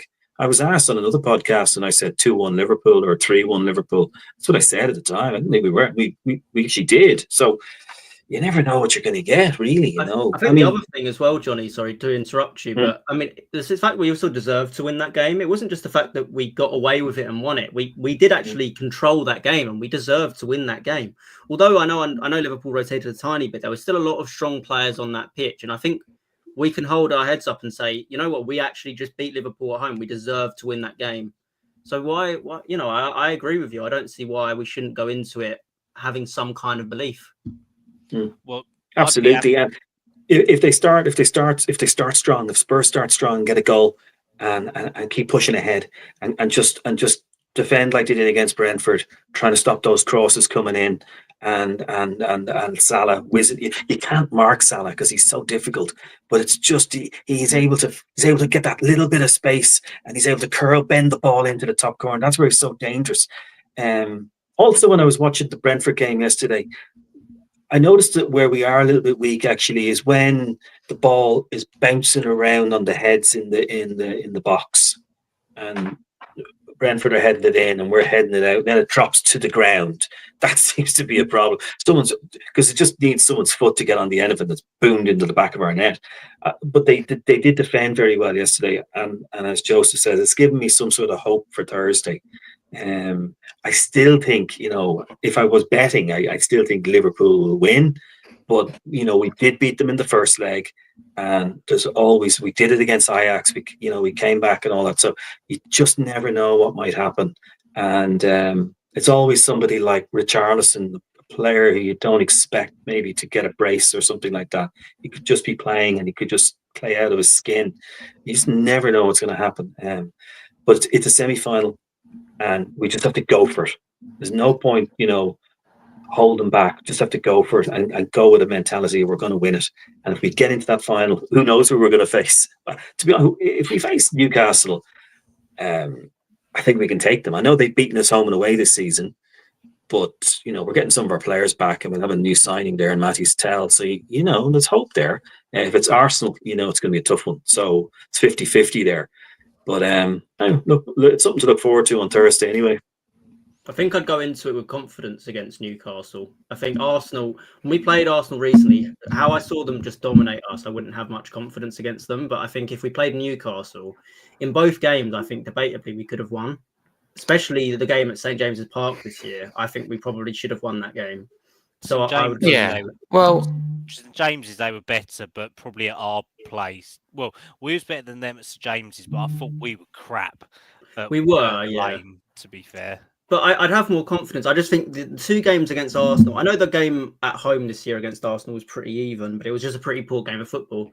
The game at the Emirates, though, I haven't seen us be dominated like that than probably the Liverpool game when we lost 6-3. Or was it 6-3, 6-2? I can't remember now. But that Arsenal just completely dominated us from the start of the game. They could have won by 5 or 6, to be honest. It was lucky. It was, quite only, 2-1. But I would hope... that game, if we were going to go in a North London derby for a trophy, the first one since 2008, oh God, if we lost it, don't know what I'd do. I get her. It's one. Right. Yeah, they're going to have to win it up here. That's where the Spurs players are going to have to win it. They're going to have to win it. They have to believe. They have to go in.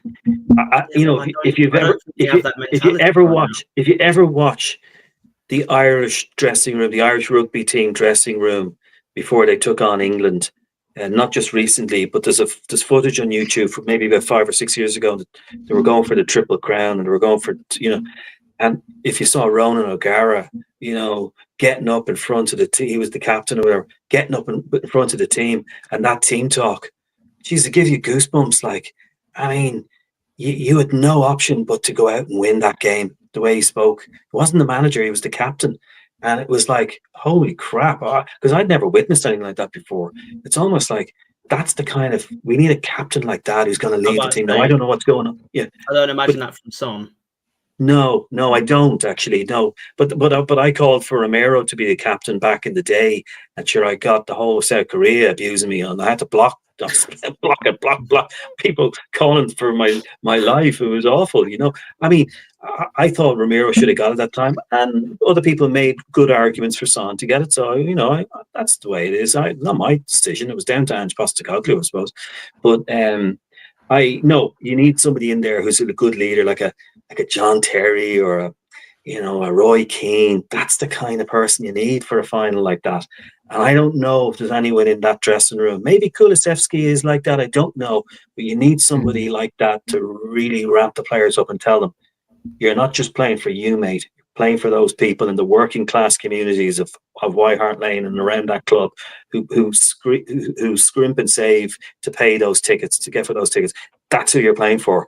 And you're going to go out and win this bloody game. We're not losing. That's the kind of attitude you need. And that, I don't know whether that's going on. You need leaders like that. And you need to tell the young guys, you're going into training 2 hours beforehand. We're going to go through the whole routine. You know what you're doing. Louis, know what you're doing. It's all about the right attitude, isn't it? For a big game, yeah. It is. But that's what I'm saying. At that level, at that elite level, when I saw Ronan O'Gara talking about it, I was going, fucking hell, like Jesus. these guys, like this is the big time, you know, and that's what you need in the final. If there's a final against Arsenal, Newcastle, that's what it is, and we're not losing that game. You're putting everything out on that pitch. You're putting everything out there, and we win. If that is the attitude, we will win, I think and that has to happen on Thursday. Yeah, they've got to treat Thursday like it. And I mean, anything to ram down Jamie Carragher's throat after the crap that he came out with on Sky yesterday about going, I'd be so surprised if Spurs don't concede a minimum of 3. Oh, eat your heart out, you two-faced pompous twat. And all that. That was one thing, but then he's like, hopefully we'll see Dr. Tottenham in the second half. And I was listening to it live. He was such a Did I get that right? Yeah, but they were kind of poking fun at us. You know, you can see, you can imagine when the cameras are off what they're saying about Spurs. You know, with Thierry Henry there, I just switched it off. I have no time to watch people who are just poking fun at us and having a laugh at our expense. You know, if you're going to have pundits, you have like a balanced panel, don't you? And instead, it's always, whenever it's a Spurs game, it's always Paul Merson or Jamie Redknapp, who is literally a Liverpool fan through and through. No matter how long he played for us, never balanced. Mika Richards, who is just all over the place and doesn't know which way's up.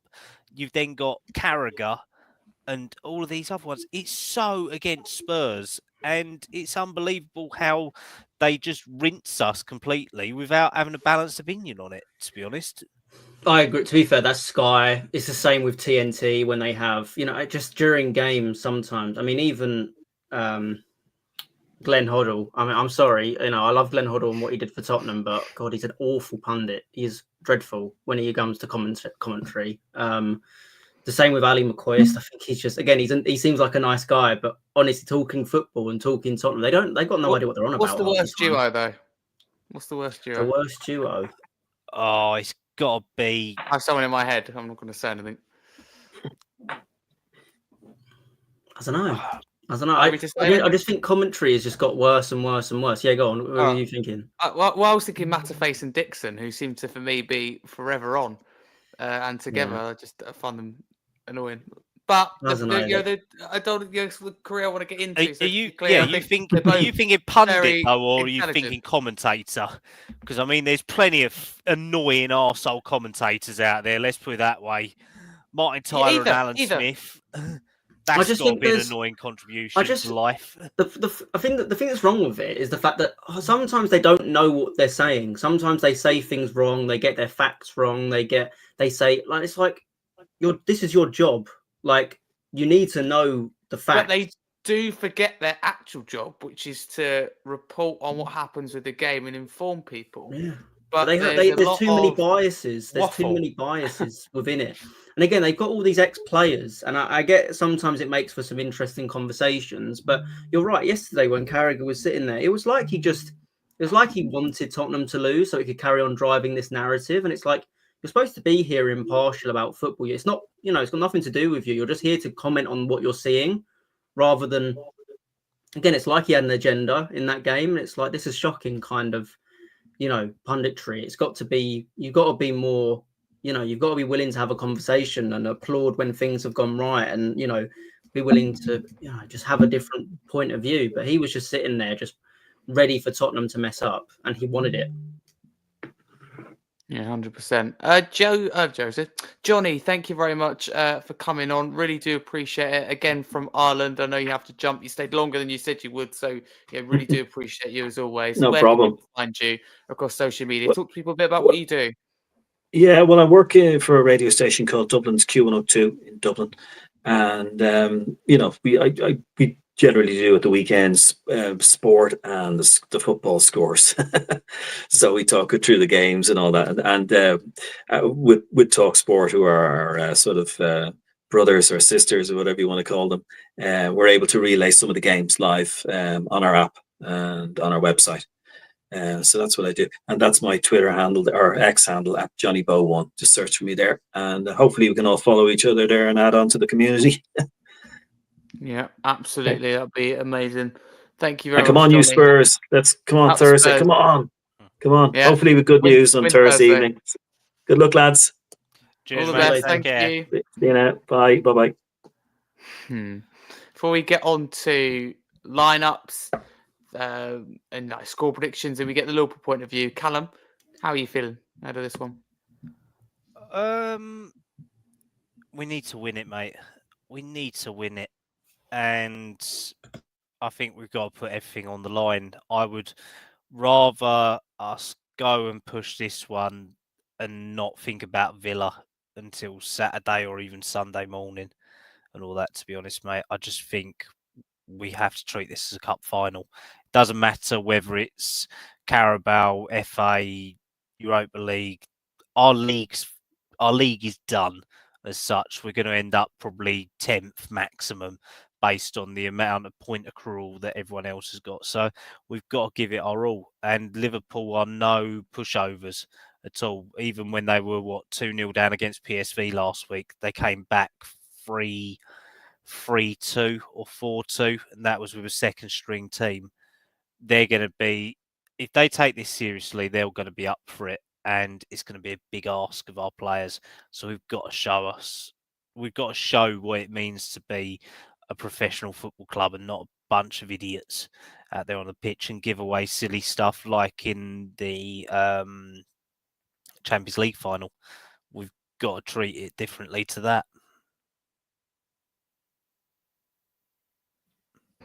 Couldn't find the unmute button there. Crikey. Thank you very much, Kallum. No, I totally agree with you on that one. Let's get the Liverpool thoughts before we go into all our lineup. So here is the Liverpool preview provided by Yash Talks Football, who are only connected with at the weekend. So big up to him. Let's listen to what he has to say. This game is absolutely massive for Liverpool, and it's also so important for Spurs as well.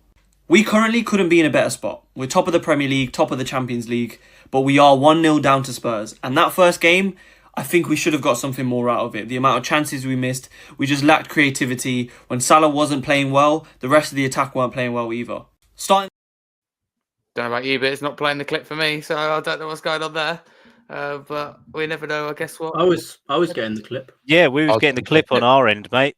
Oh, you were getting a clip. Oh, totally my bad. Let's play it again. For some reason, it's not playing on mine. Let's hear what you had to say. I won't interrupt this. This game is absolutely massive for Liverpool, and it's also so important for Spurs as well. We currently couldn't be in a better spot. We're top of the Premier League, top of the Champions League, but we are 1-0 down to Spurs. And that first game, I think we should have got something more out of it. The amount of chances we missed, we just lacked creativity. When Salah wasn't playing well, the rest of the attack weren't playing well either. Starting with us, since then, we have found a lot more form in our attack. We're scoring a lot more goals, creating a lot more chances. Gakpo's playing really well. Diaz is doing okay. Núñez is making impacts. So the other attackers are getting involved more, chipping in goals. So we're not as heavily reliant on Salah, even though he did score 2 at the weekend. That first leg against Spurs, I really didn't like it. I do feel like Bergvall should have been sent off. It was a good goal, to be fair. They did have a good amount of chances, so I can't really say we were good defensively. But offensively, we lacked, and we definitely should have put that game to bed. But there is no better place than Anfield for the second leg.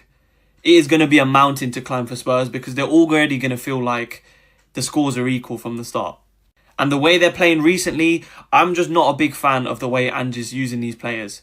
I saw some data on Twitter talking about teams in the Premier League and how much they've ran in possession and out of possession. And Tottenham, by far, there was no other team close to them in terms of both in possession and out of possession. And that is to do with Ange's style of play, which is fine given the right players, but you have to adapt sometimes. There is identity, but then there's adaptability, and he hasn't got the latter.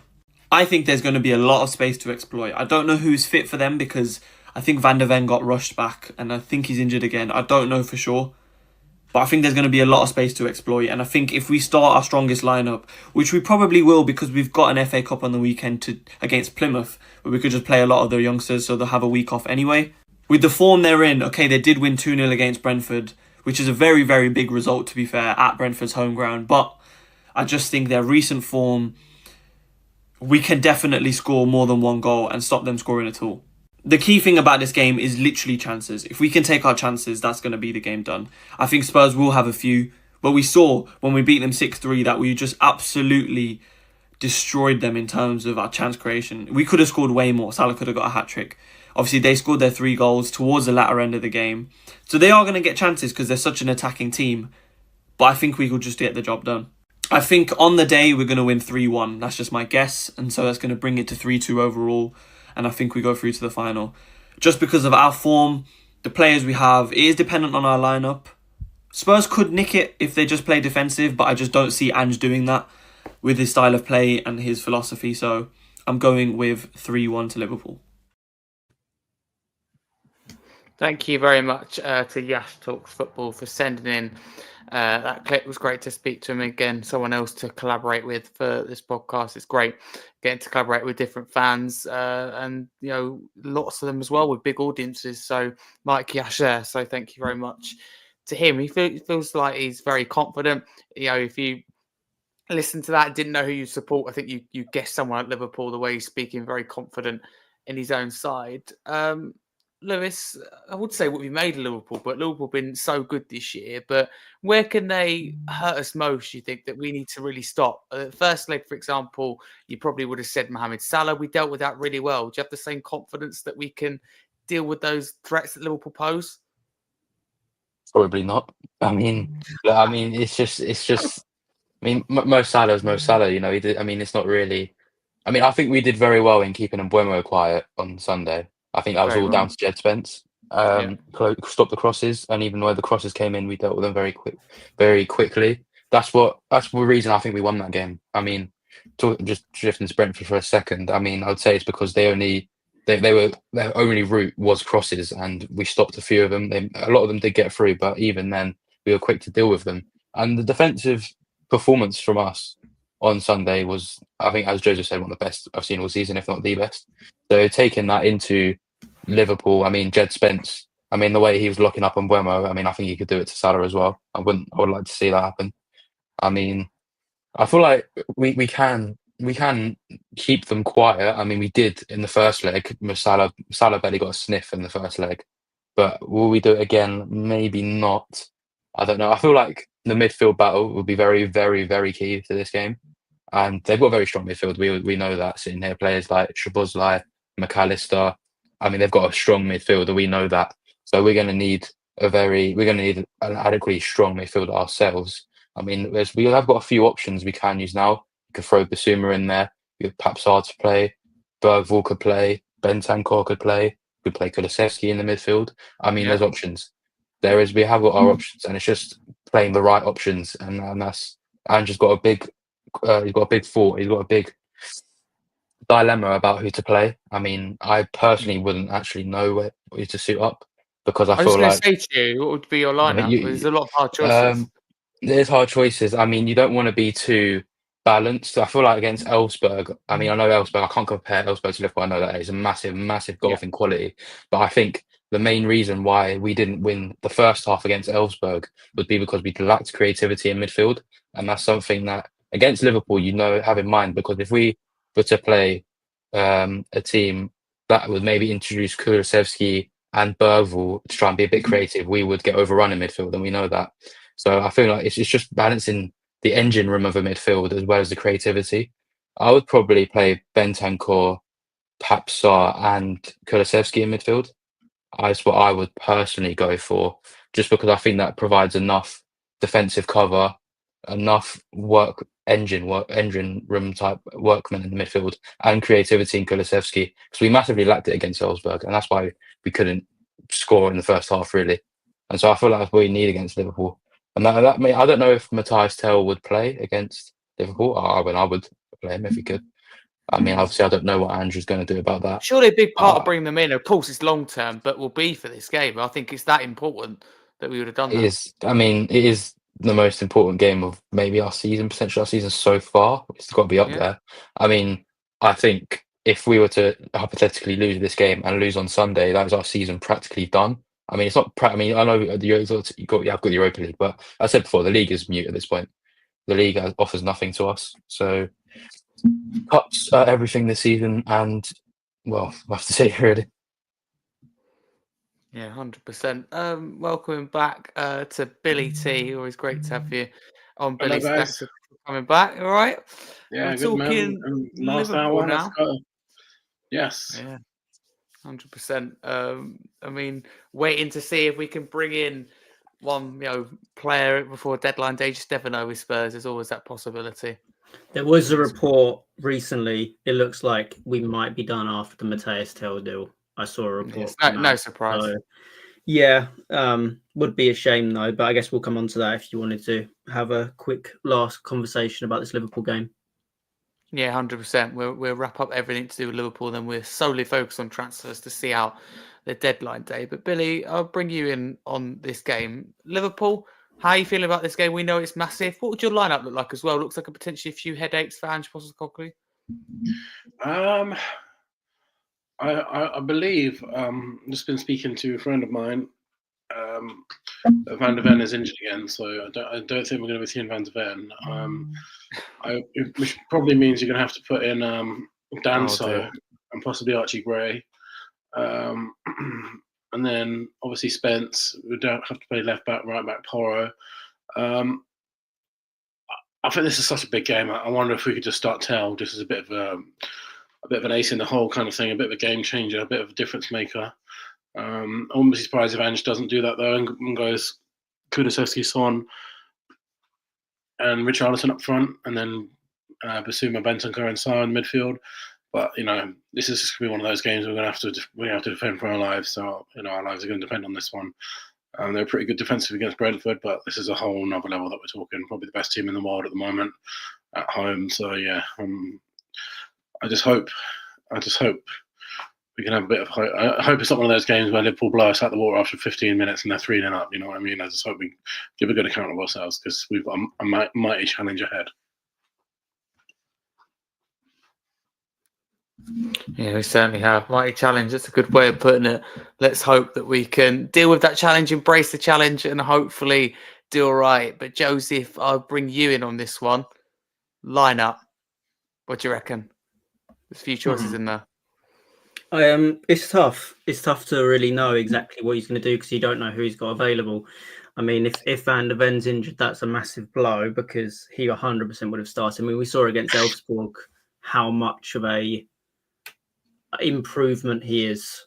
I mean, in that first half, he looked so comfortable in that position, and it's just he would be an unbelievable player in that game. We desperately need him. But if he was to be injured, I think Kevin Danso would have to come in. I don't know. Maybe he does trust Ben Davies and Archie Gray. I mean, they played very well defensively. Probably, again, like Lewis said before, probably our best defensive performance of the season was against Brentford yesterday. So I want Jed Spence probably be playing left back. It'll be Kinski in net. Right back will be Porro, and then two centre backs. It's tough. It's really hard to pick out of Danso, Archie Gray. If Van der Ven's fit, it has to be Van der Ven, and then Ben Davies. I wouldn't know exactly who to pick out of them. I think Ben Davies might be the right one for an experienced head, but again, if Van der Ven's available, then you've got to play him and Archie Gray. I think again, it's just very, very tough to know exactly who's available and who can play. In midfield, I'd love to see Bentancur, Basuma, and Kulusevski. That midfield three, I think they're our most experienced midfield three. I think Bentancur's been. I've been really impressed with Bentancur. I see him becoming a bit more of a integral cog in our system at the moment. Just the way he plays, he's very calm. He can put in a good tackle. He just looks comfortable whenever he's playing at the moment. So I think he needs to play. And then it's who you want to play around him. I think Kulusevski's the best in his natural kind of 10 position. That's where he plays best. I'd rather see him there than wide right. And then up front, you probably want Richarlison through the middle. And I'd have Mikey Moore again with Son on the other side. I know it's a massive game for Mikey Moore, but maybe you have Matthias Tell on the bench and you bring him on at half time, just like they did on the weekend, something like that, rather than just throwing him straight into the deep end. Mikey Moore, he's proved himself a lot over the last couple of days, and I think he could start that game. So, that's what I'd like to see. But again, it's so hard to know because you just don't know who's available, who might be back in time for the game. I mean, I know how this is Ange's biggest game of the season. This is Tottenham's biggest game of the season. So they might, again, worryingly rush some people back if they feel like they can have them for that game. Who knows? So we'll see what happens. Yeah, exactly. Yeah, thank you very much, mate. Totally agree with you. Kallum, before we move on to score predictions for Liverpool and then solely focus on transfers and talk about a window so far, what would your kind of lineup look like based obviously what the other guys have been saying? But let's say that Tell and Danza, they're available, they're ready to play, and anyone else, if we do bring them in for the end of the window, you never know. Would you put them straight in there? Would you introduce them from the bench? I think based on options, I'd probably go for Kinski in goal with Porro. I'd go Danso. I think he's played more football than Tell. I think he's probably ready to come in alongside Van der Ven and Spence left back. I'd give Archie Gray a go in the middle. I think he couldn't do any worse. So I'd probably go for a middle section of Benson Core, Gray, Kulusevski with Son, Moore and Richarlison. I think I'd go with that, to be honest. I think, and then having Basuma and Sarr to come off the bench with Tell, good options. Then you're kind of stuck with your sort of backup options, Davis, Reguilon, and then your youth. I think there's not many other options, to be honest. And I can't see anyone else coming in based on what I'm hearing at the moment that it looks like that Tell's going to be the last one at present. Let's put it that way. That's what it looks like is going to be the case. But still, for me, a good deadline day, better than I thought it would be. Anyway, especially that buy option with Tell. But we'll get onto that stuff in just a few minutes' time. But Billy, kick us off with the score predictions for Liverpool. I'm going to be optimistic and go 2-2, which I would absolutely 2-2. love, my friend. If we managed to do that, I'm going to go 2-2. That'd be amazing going through to that final. Joesph, are you feeling as positive? Usually you're the negative one. Yeah, usually I am the negative one. You're right. Most pessimistic. So I've got it in my bio. Like, I'm a Spurs fan, so I must be a masochist at this point. But yeah, I think you know what. I am going to be positive. Again, that Brentford game really turned me a little bit. Just seeing it was.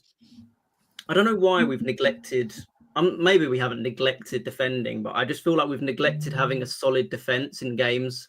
And just seeing that, it was a proud performance. So you saw the players at the end of the game against Brentford. They all got together and they were proud of themselves for holding on and just having a solid defensive output. It meant a lot, didn't it? I like exactly. that. And I think there's a lot of pride you can take in a solid defense. You know, if we don't score too many goals, I mean, against Liverpool, we do not need to go there and score 3 goals. We just need to stop them from scoring too many. We can get a draw, we can get a 1-1, we can get a 2-2, and we get through. And that's what we need to do. So I'll go with what Billy's gone with. I'll go with 2-2. I think there's going to be goals because it's Liverpool and it's Tottenham. But I think if we can just minimise the amount of chances they create and just get a couple on the counter, I don't see why we couldn't maybe get a shock result. Love it. Love that positivity. Lewis, I often look for you for the positivity. Are you back in Spurs in this case? Yeah, I really don't know what to think. I mean, it's so hard to call because I do deep down think that out of nowhere we could get a draw, but I mean it makes no sense to go the Liverpool win, which is annoying. Oh, I'll have a rogue shout of a 3-3. I think why not? It's rogue. I mean, I can't see us conceding less than 3. I mean, that is the most Jamie Carragher sentence I've ever said, but it's Liverpool, so. I think I generally can't see us conceding less than 3. I'm being serious. I mean, Liverpool's attack so strong, versatile options. Luis Diaz, Gakpo, Nunez, Salah. I mean, it's pretty scary. I mean, they have no reason not to play them. They got, as the Liverpool fan said, I can't remember his name, but he said they've got Plymouth Argyle on Saturday or Sunday, so there's really no reason for them not to play a really strong lineup. And so they've got it's both of us. I mean, it means a lot more to us than it does to Liverpool, I think. But they've got no reason to not go all for it. So I'll say 3-3 and hope that Richarlison gets a last-minute header because I think that might happen. That'd be amazing. Well, you're the second guest tonight to predict 6 goals. Johnny Early, who's jumped off, said 6 goals, and I was like, wow. So there you go. I'm not the only one that reckons there are going to be goals in this game. It makes sense. Both teams do score a lot of goals, but. You never know. You never know. I mean, I'd take a draw, however it looks like, 0-0, 3-3, 4-4, whatever it may be, as long as we can get through to that final. Kallum, I mean, you're not the most positive either. Are you backing Spurs in this case? Well, considering that you brought Joesph onto the channel, who's probably as negative as me, I mean, I thought I was pretty negative, considering you're always on a high. I'm always either down in the dumps, bored, or God knows what. So, I mean, I'm going to have to go for a 12-0 Liverpool and all that. If I was really that much. But I mean, considering that Joesph said he was a pessimist, I thought he was going to say an anarchist to start off with. I was going to say, Jesus Christ, what is this channel insinuating with it's people that you into? bring? Yeah, what you're bringing on here. Yeah. No, I think literally, if we can get anything, a draw, a 2-1 win, just nicking it. I mean, Liverpool have got a few injuries which could play into our hands. They've obviously not got Trent if it goes all to plan. I'm going to have to go for I'm hoping for a 2-1 Spurs win on the night, or even a 1-0 I'd take. I'm going to go 1-1, and I'll back us to get through. So just to confirm, because I could have this wrong, all of us think that the Spurs will get to the final. Wow. I don't know what we've been Should I smoking. change my score prediction now then? What have we been smoking over this weekend? What has this Should I transfer change the score deadline prediction? done to us to make us optimistic? I know, right? It's crazy how one performance changes everything. One performance, like you saw me again. Kallum saw me before the Brentford game, and I was just sitting there like, yeah, we'll lose. I had no hope, and now I'm sitting here going, yeah, we're gonna go get a decent result against Liverpool. But I don't know about you guys, but even that Elfsberg win, despite who it was, just gave me confidence going into that Brentford game. That, do you know what, we can keep a clean sheet. Do you know what, these young players are even better than we thought. So it's a win for me. I don't know. It was tough. It was tough for that one to give me too much confidence, because we had to rely on the youth to get us through it. Let's be honest, we haven't won many games in the last few weeks. So when we do win, it's going to be more confident than what we've been seeing. That's why I look at it. It felt good, but I know what you mean. Yeah. You can't take a lot from that considering the opposition. It was more, I was happy with the younger players in that game that, it was a reminder to people that, the future is bright. But at Brentford, that was a real defensive shift. Any questions behind, whether the players behind Ange Postecoglou and that, for me, that was evidence that they absolutely are. That's just what I think anyway. But we'll move on to, actually, no, before we move on to the transfer stuff, I've got an interesting question. And I started the conversation earlier about who we'd rather get in that final if we went through. Joesph, are you, would you rather Newcastle than Arsenal? Yeah, definitely rather Newcastle. I'm on my own on this one by the look of it. I just think, again, just from the games we've had already with them, I have more confidence that we can beat them. I think we genuinely, when we're fit, when we're ready, we're better than Newcastle. But I don't believe the same with Arsenal, unfortunately. As much as I hate saying that, just the way Arsenal was set up, the way they play, I just think they can really nullify us in areas that we excel in. So I wouldn't want Arsenal in that game. And the other thing as well is just they would be so up for it. Even, to be fair, Newcastle would be so up for it as well. But it's just, I don't know. I just think there's so much riding on that game in the sense that, if we win it, we finally won a trophy. But if Arsenal win it, it stops Tottenham from winning a trophy and they finally get a trophy as well. It's just, it will be too much pressure. And unfortunately, Tottenham have got this, Spursy thing around them where we lose when it comes to the moment when we need to win, we bottle it. Unfortunately, we've got that tag around us right now. And I just feel like the players, the energy around the club, all from the top down, as we all know from Levy, is kind of seeped into our club right now. So I just think maybe, I think Newcastle, we'd have more of a chance of winning it. Okay, that's interesting. Right now, don't get me wrong, to be crystal clear, right now, Newcastle would be better to play than Arsenal. There's no doubt about that. Arsenal just beat Man City 5-1. Newcastle struggling a little bit and have let more players go than I thought they would in January. Even just players that Armour on Kelly, they're very thin on the ground, which is really interesting for them. A bit like what we done at the start of last season that I didn't agree with. But they have got to bring in the funds at some point, but they haven't really signed anyone as far as I know anyway.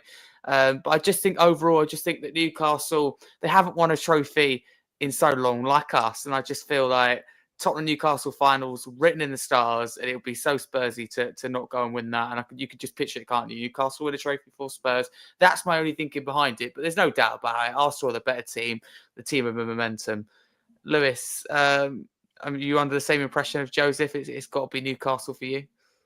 It has to be. I mean, it's nothing against Newcastle. It really isn't. But I mean, it's also I could not walk in to school the next day after that because practically all my friends are Arsenal fans. I mean, it's a shame, but it is what it is, you know. But I mean, I could not walk in the next day and if Arsenal were to win a Carabao Cup against us. I mean, to be honest, to them, it probably wouldn't mean that much if they beat Liverpool. And I mean, they would care. But to them, a Carabao Cup wouldn't mean that as much as it would mean to us in the sense that it's a trophy. But it's just the fact they've done it against us. I could not deal with that. I wouldn't back us if we played Arsenal. I can't. It's a shame. It's interesting though, isn't it? Because either way, it would be, I think, credit to us massively for getting to that final. Not many people would have backed Spurs to get to a final. Of course, not win it. I know that. I know you don't get anything for the final, but I think that would be impressive to get there. Considering, just at the start of the season, our league form, etc., everything we've gone through to get to the final, but it'd be quite humiliating either way. To lose to Arsenal is always humiliating, no matter the circumstances. And Newcastle's well winning trophy before us, so it's a bit of a lose-lose situation. Yeah, but both options aren't great. But I'd back us against Newcastle. I feel like both games we played Newcastle this season, we were the better team, both of them. Generally believe. I mean, the game at home. I mean, considering how injury riddled our squad was then, I mean, it's a little bit better now. Still ain't great, I know, but I still feel we played pretty good. And I mean, there was a bit of handball situation going on in that game as well, which I probably wasn't a bit, obviously a bit of just conspiracy around that. But I mean, I just couldn't. Arsenal dominated us at the Emirates, and with set pieces as well. I mean, I'm not trying to watch a game of 90 minutes of just us being peppered from set pieces, from corners. I mean, look, a penalty to them, they'd rather a corner than a penalty at this rate. I mean, it is pretty annoying how they do their business on the pitch. And in the cup final, I mean, when it's scrappy as well, these corners and the set pieces would be so monumental in the game. And although our set piece defending was brilliant, I could not deal with 90 minutes every time watching Gabriel and Saliba line up for a corner. That would be like having a heart in your mouth. I couldn't bear that. So it would have to be Newcastle. And I say that now, if we were to win and Newcastle were to win, Newcastle would probably beat us in the final. But I mean, look, it is what it is. It's difficult either way, isn't it? People wondering, Billie T has had to jump. I don't know whether he'll be back or not, but yeah, he's had to jump, which is absolutely fine. He's come on a couple of times tonight, which is massively appreciated. And anyone that's tuned in from Billie T coming in, because he's an absolute legend. He's a regular on the channel and a regular on the podcast. So if you are new, please do smash the subscribe button. He's booked in for plenty more dates for the rest of the season. So thank you very much. And while I'm at it as well, before we do start with transfers, just want to say thank you to everyone who's tuned in so far. We're about 2 hours, 18 minutes in and 392 views. That's a channel high of the season for a podcast. It's really impressive. And some people are thinking, only the hundreds rather than the thousands. But for context, there are so many channels live tonight because it's deadline day. Honestly, I've just been looking here. Every Spurs channel is pretty much live tonight, and if they aren't live, then they're about to go live. So really happy to hit nearly 400 views. So thank you to everyone who's tuned in. There's a lot of people that's been in here consistently as well throughout the night, so really do appreciate you getting us through it to talk Tottenham. Let's get on to the transfers then. This is the fun stuff now. Let's start with Tell, because Matthias Tell was in talks with Arsenal and Chelsea, but in the end, the best project was presented by Tottenham. He had a long talk with Ange Postecoglou, who convinced him. And then we've got from Dan Kilpatrick this evening that Spurs are pushing for a buy option. And there's a very, very high chance that we're going to get that buy option. Kallum, talk to me, Matthias Tell, because there's been a complete U-turn in this today. I mean, this is quite exciting, I think, isn't it? Yeah, it's an interesting one because obviously we presented a deal to Bayern for about 50 million quid, which is about 60 million euros last week. They was umming and ahhing on it. Well, Bayern accepted, Tell was umming and ahhing. Levy and Lang or Lange or whatever his name is went out there Friday to go and see him in Berlin. He pretty much put two fingers up at him and said, nope, I'm staying. Then we've had the links to Arsenal and United. Arsenal, I I think their aim is more for Sesko going forward as their number 9 option. And United were all about the getting people on loan, but they had to move Rashford out first, then potentially one other person for it. So if they was to make a move for him, it had to be on their terms. And I think apparently it was 5 million transfer or loan fee.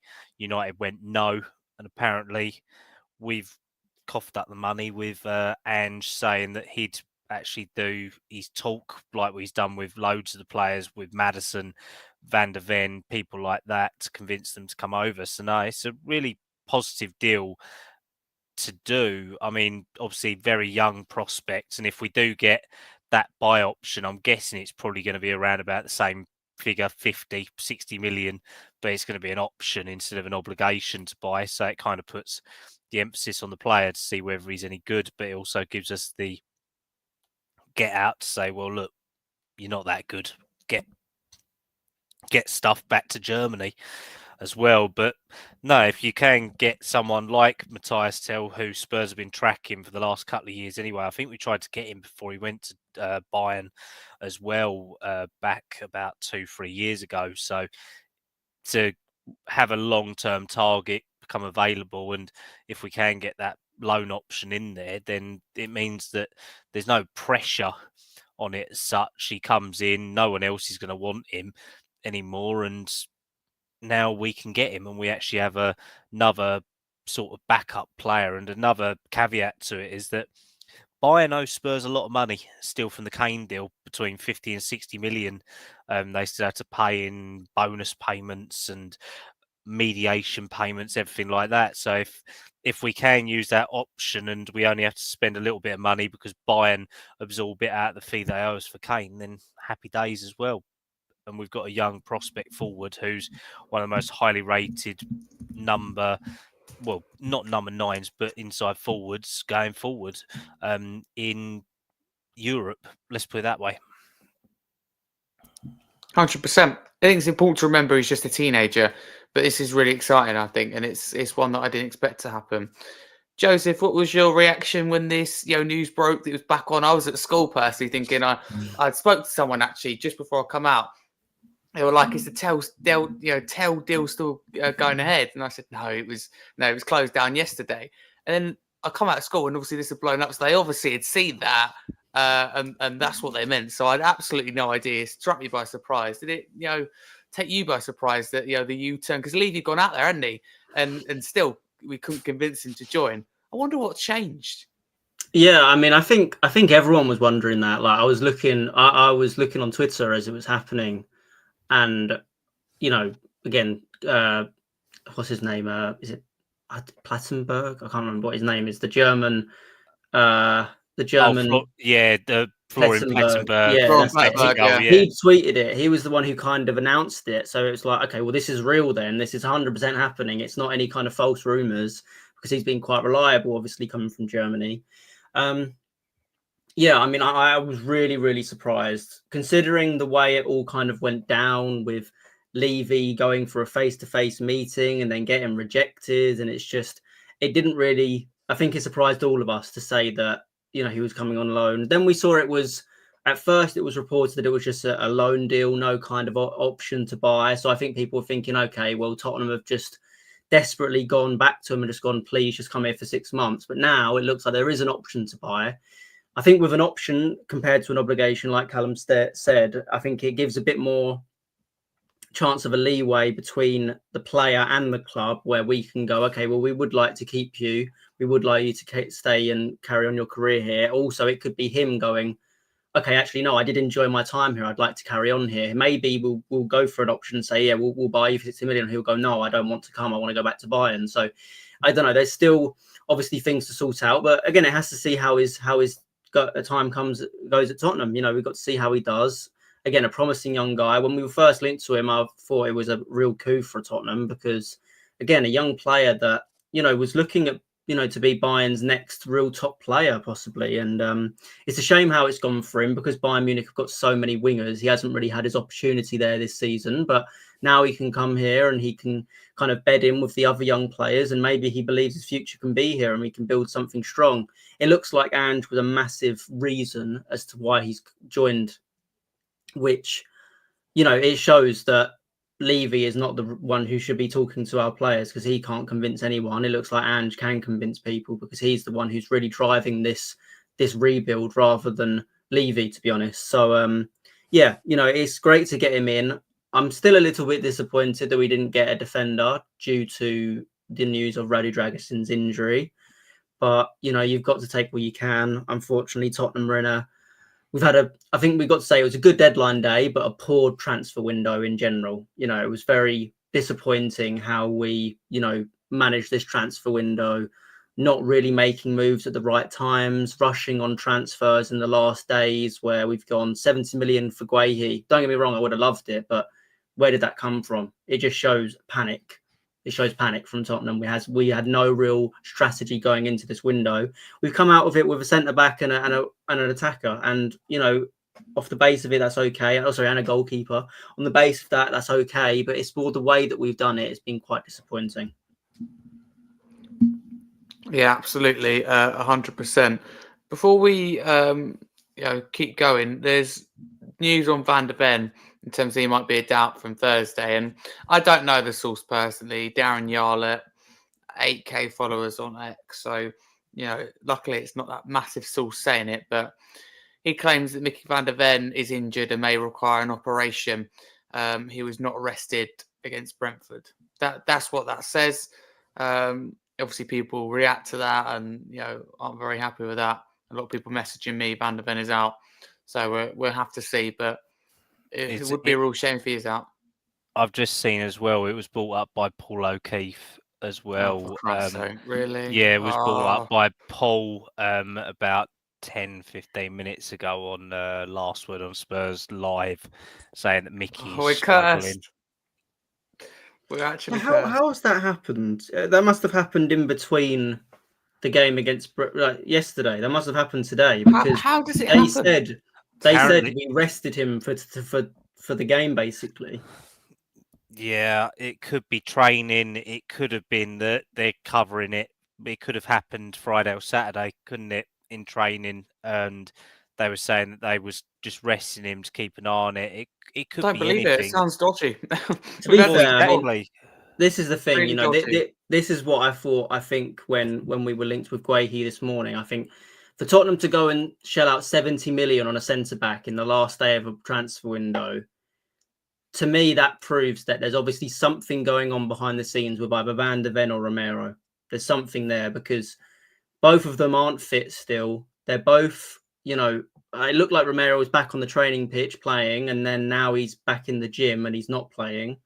So we've got that problem. Van de Ven obviously now has picked up another injury of some sort. I don't know what, but I think that's really a big miss for Tottenham. We're not going to get a centre back through the door.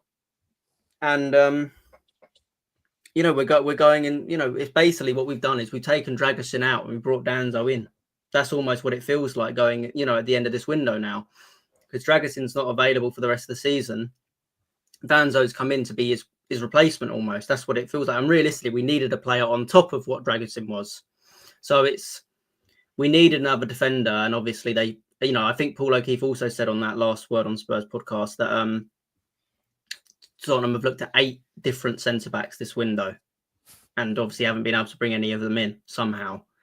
So, it just, again, it shows the poor recruitment team, where they haven't been able to convince. Yeah.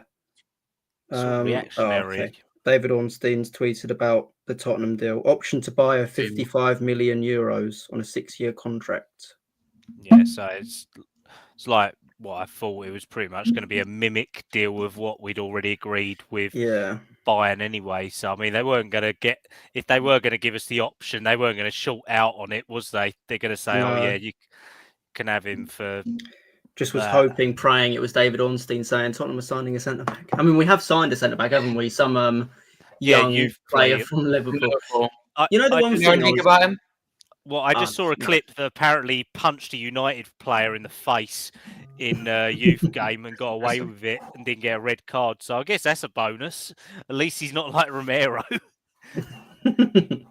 I mean, do you know one thing? I don't know if it's still an option. I don't think so, but I don't know why we haven't just like gone and recalled someone like Ashley Phillips from Stoke. I mean, he's playing senior football at a solid level in the Championship. He seems to be one of like the Championship's, better defenders, centre back. So why have we not just gone? You know what? We desperately need a defender, and he's gonna play some minutes no matter what. He can train with the first team and kind of just get used to it. I don't know why we didn't look at just doing that. I mean, we were linked with another centre back from what is it, Esteve or Maxim Esteve from Burnley, weren't it? As well, the Frenchman. Why sign him when you've literally got a capable defender? He's played across the Championship, wasn't he? He played for Plymouth, he played for Stoke. He's playing in all these different teams in the Championship. I don't know why you don't just bring him back and just trust him to, you've got to give him a chance to sink or swim. Maybe he could have swum. I don't know. It just feels like an easy solution. When you think they dumped Dorrington up into the Scottish League, didn't they? And you'd thought at the time that maybe they had a centre-back option lined up. It's been nearly 20 days since we played Tamworth and that happened. And then when you think the links that have been out there, Esteve today, Diassi or Disaster, as we've been referring to him as, literally the Tamori as well. I mean, that one was a joke. Literally, I don't understand how, as a club, we've not been speaking to intermediaries to actually find out whether these players are actually interested in coming to us. What's the point of putting in a bid for someone if you know they're just going to reject you? Just ask if they're interested in the project. Fine. Because you're allowed to speak to agents, you're allowed to do this. You don't tap them up, but you explore the options. And Spurs have no freaking clue. I mean, Kolo Moani, that's a prime example. Everything that went public on that was a joke. Then the Tell getting rejected first round, Tamori getting rejected, Disassi rejecting us as well. Palace with Gahey, like Joesph said. That screams of long-term planning with a reaction as if to go, oh, well, if he's available now, can we get him on a cheap? Well, all it looks like is that literally they've just reacted in such a way to go, right, we're just going to throw some money at you and see how it is. I mean, Troy Deeney came out and went that for a PR purpose, it just looks like Spurs are just throwing random figures out there at the moment. What does that say? It's like you guys have said, there's no strategy to it. It's reactionary. It's, oh, we ain't done nothing, so we're going to go and look like we tried to do something and left it late. Makes us look like mugs. It does. There's, the point is you've employed all these people to manage a transfer window. Like Johan Langer's position at the club is to recruit players. That is his whole position at the club.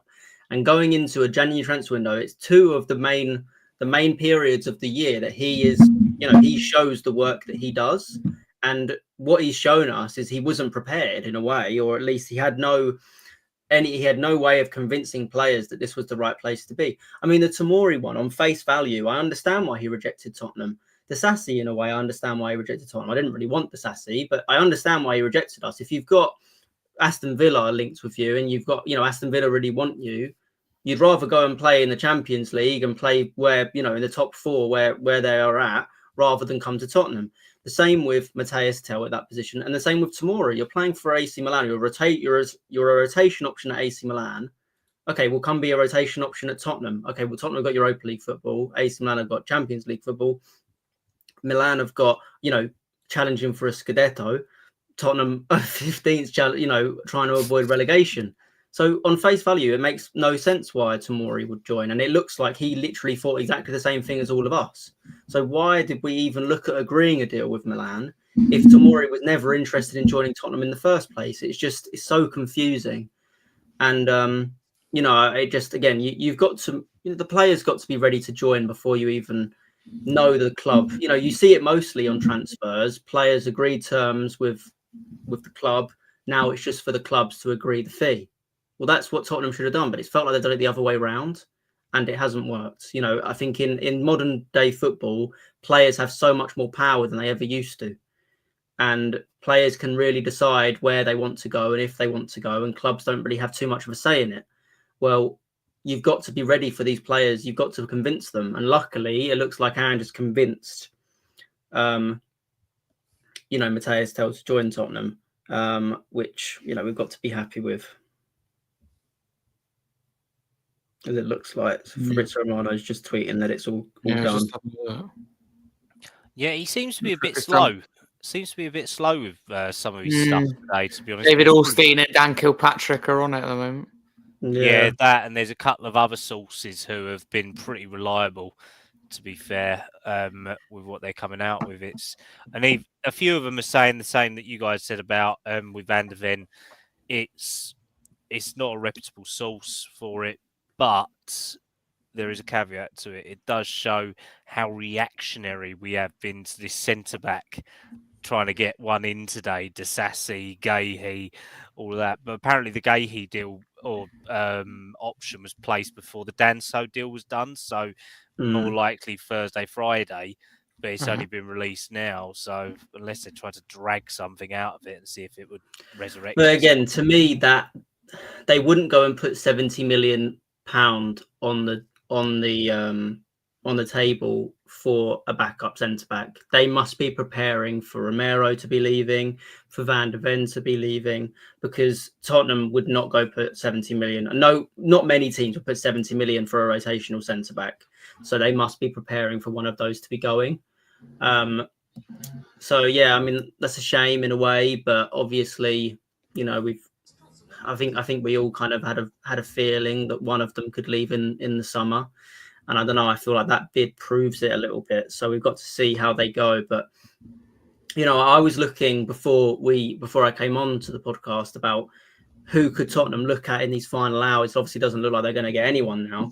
But, I was looking at, there's a centre-back who plays for PSV called Ryan, I think it's Flamingo. He looks like a really good up-and-coming centre-back with some speed. A young guy, I think he's about 22, 23, and he would have been a great, and he's also one I thought that would have been a good choice because the Dutch window closes tomorrow. So if we were to bring him in the last hours, they could go and find someone maybe in the final, day of the window to bring in. But it's just, there's a couple of options like the best at Sporting. There was Wilfried Singo from Monaco. And I was also looking at a guy called Micah Marmol from Las Palmas in La Liga. So I think it's just we desperately needed an option. We needed one other. Again, it's like Danzo's come in and Dragusin's gone out. That's what it's like at the moment, obviously due to that injury for Dragusin.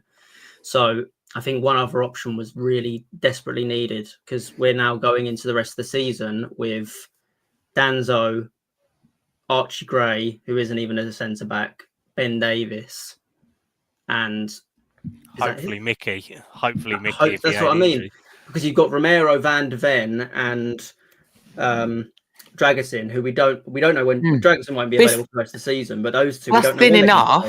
That's thin enough. But when we have these players, we need them to be available. Not being funny. I get you can get injured, and I get there's a system where you're going to get injured more, but it doesn't feel right to me that Van der Ven, we appears to be being very careful with, would be out injured again. There's something fundamentally wrong for me in those training sessions or whatever's happening for this many players to keep getting injured in the same way at the same time. It just, you could be unlucky, but when you kind of go, look, there's something wrong here. And okay, the high line, there's going to get more injuries. Okay, in this modern era of football and more games, there's going to be more injuries, but not to the extent that we've had, and not all hamstring injuries. So I don't know what's going on. Whether the workload's too high, I don't know. Just do any of you feel the same that it's like a player like Van der Ven? I think it's always going to have injuries in his career. Yeah, he's always going to have hamstring injuries. But I just feel like there's something not right that we're not seeing behind the scenes with these players. Like Romero as well, meant to be back. He's meant to be the first one back out of the two centre back. Meant to be back for an North London derby. He's nowhere near. He's still a few weeks He'll be back for Argentina. Oh, I'm sure. Yeah, Back when's for the next break in international break? March. I think. Yeah, be back for that. Yeah. Be on the plane. Well, to be fair, Van de Ven is like most of them, where because of the pace that he uses, it's difficult because obviously him, Odebear, Richarlison, Son to a lesser extent, they're all high pace players who rely on it. So they're always going to have extra hamstring injuries. But Mickey's had like 4 since he's been here. He's only been here a year and a half. So, I mean, either that guy's got brittle hamstrings or literally we are running them into the ground so much. I mean, when you think Solanke didn't have an injury for 2 years nearly for Bournemouth, within 6 months he's had 3 for us as well. It doesn't bode well, does it? And I don't know whether it's our medical team that are crap, it's the style, the training that we do, God knows. But I mean, this is ridiculous. And if it is another player, it's like we get 1 player back, we lose 3. It's as if they just want to fill up medical beds.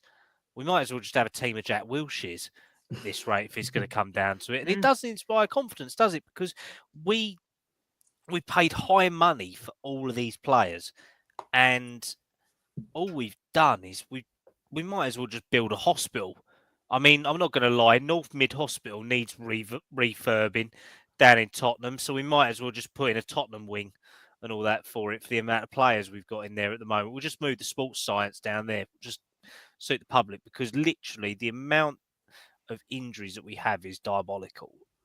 Why has this only just come out now, though? Like, why are we only hearing about this Mickey Van de Ven one now? And I mean, do you know what it sounds like? Questions.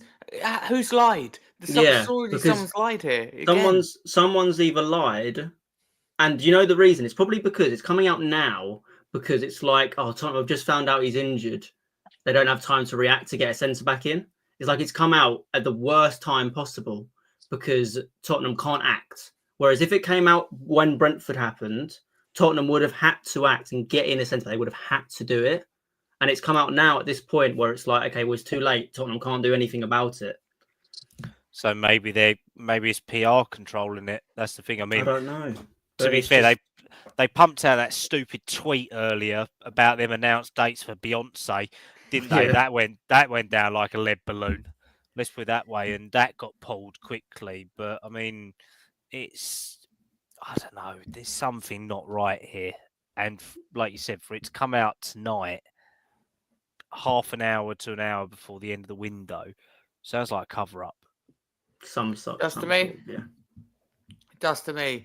Lewis, thank you very much for coming on. I know you have to jump now, so really do appreciate it. Where can people find you on your active socials? Might be active tonight, depending on when Matthias Tell is announced. I don't know. Might be holding my phone at 1 a.m. But no, Romero 17 season as always. But best page to be following is Scarfe Spurs Talk as always. I mean, maybe an announcement tonight when Matthias Tell is up. I don't know. I mean, we'll have to see, won't we? Right. Yeah, fingers crossed, mate. Thank you so much for coming on. Have a great evening at the Spurs. Thank you very much. Good night, all. See you later, man. Good night indeed. Later, Thank you for joining us. On a more positive note, 5 minutes ago, Fabrizio Romano tweeted, Matthias Tell has signed his contracts at Tottenham with buy option included in the loan agreement. Bayern have accepted the conditions of Spurs will cover the salary until June and have a chance to trigger the clause for 60 million in the summer. Tell completed his medical today. Joesph, what impact do you think he can have on Spurs based on what you've seen of him, for Bayern and because I don't know that much about him. I'm gonna be totally honest with you, but I know people are really excited by this. I think what's exciting about it is it's one of those young players that he does have some hype around him. So it's like, it looks like usually when Tottenham go and sign a young player, it's a player that not many people have heard of, in terms of the Papassar deal and the Bergvall deal. There wasn't loads and loads of hype around him. Obviously, Bergvall maybe a little bit with his link to Barcelona, but this one is one where he's already at an established club in Bayern Munich, and we are getting him as a young guy who's got a lot of potential to become something great. I mean, there's potential of him if we were to, include that buy option, and maybe if it was to go well, he could be the long-term Son replacement, which is a massive thing for Tottenham. You know, Son is the club captain right now. He's kind of one of our, you know, all-time favourite players at Tottenham before. So seeing him do, you know, possibly him be the successor to Son is massive. Again, for me, I don't know loads about him from this season. I know last season he was a bit more, you know, involved with the Bayern Munich games, and he, you know, had some good games. He looks like he can play kind of across the front three, primarily on the left, kind of cutting inside, and he has a good shot on him. So that's something that we do desperately need, I think, a little bit different to what Brennan Johnson is maybe on that right. But again, it will be interesting to see where we try to utilise him. Will it be through the middle in rotation with Richarlison and Solanke, or will he be kind of eating away at some of maybe Son, Mikey Moore's minutes, or will he be on the right where Brennan Johnson's playing primarily at the moment? So it's going to be interesting just to see what he'll be. I'm so glad that we have that option to buy, though. It just, again, it makes it feel like it's not a waste of a signing. It's a player that can help us for now, but also grow with us for the future. So, yeah, positives all around. I think it still just baffles me that he's, you know, changed his mind. I don't know why he changed his mind. Was it the fact that he had that conversation with Ange and Ange convinced him? Was it the fact that he was holding out for a move to United, to Arsenal, and those didn't materialise? I don't know. But either way, you have to give credit to Ange, though, don't you? Probably. Yeah, definitely. I mean, he must have done some great convincing to get Tel, you know, on side, because, I mean, again, it looks like he rejected Levy to his face, and now he's turned around and gone, here we go, you know, I'm coming to Tottenham.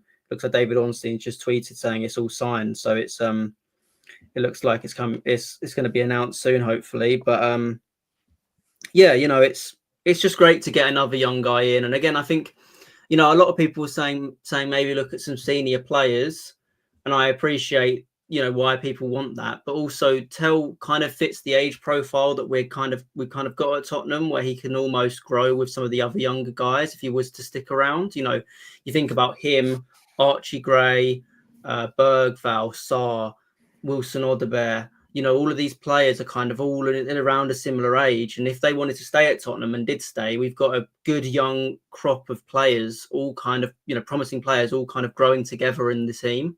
And that, you know, that could be 5, 6, 7 players that are in our starting 11 for years to come. So I think it works. I think it's quite a good signing for Tottenham, but we've got to see how it pans out. We've got 6 months to see what he does for Tottenham, and from there we can then decide if the buy option is what will go and trigger. 100%. Any last comments on Tel, Kallum?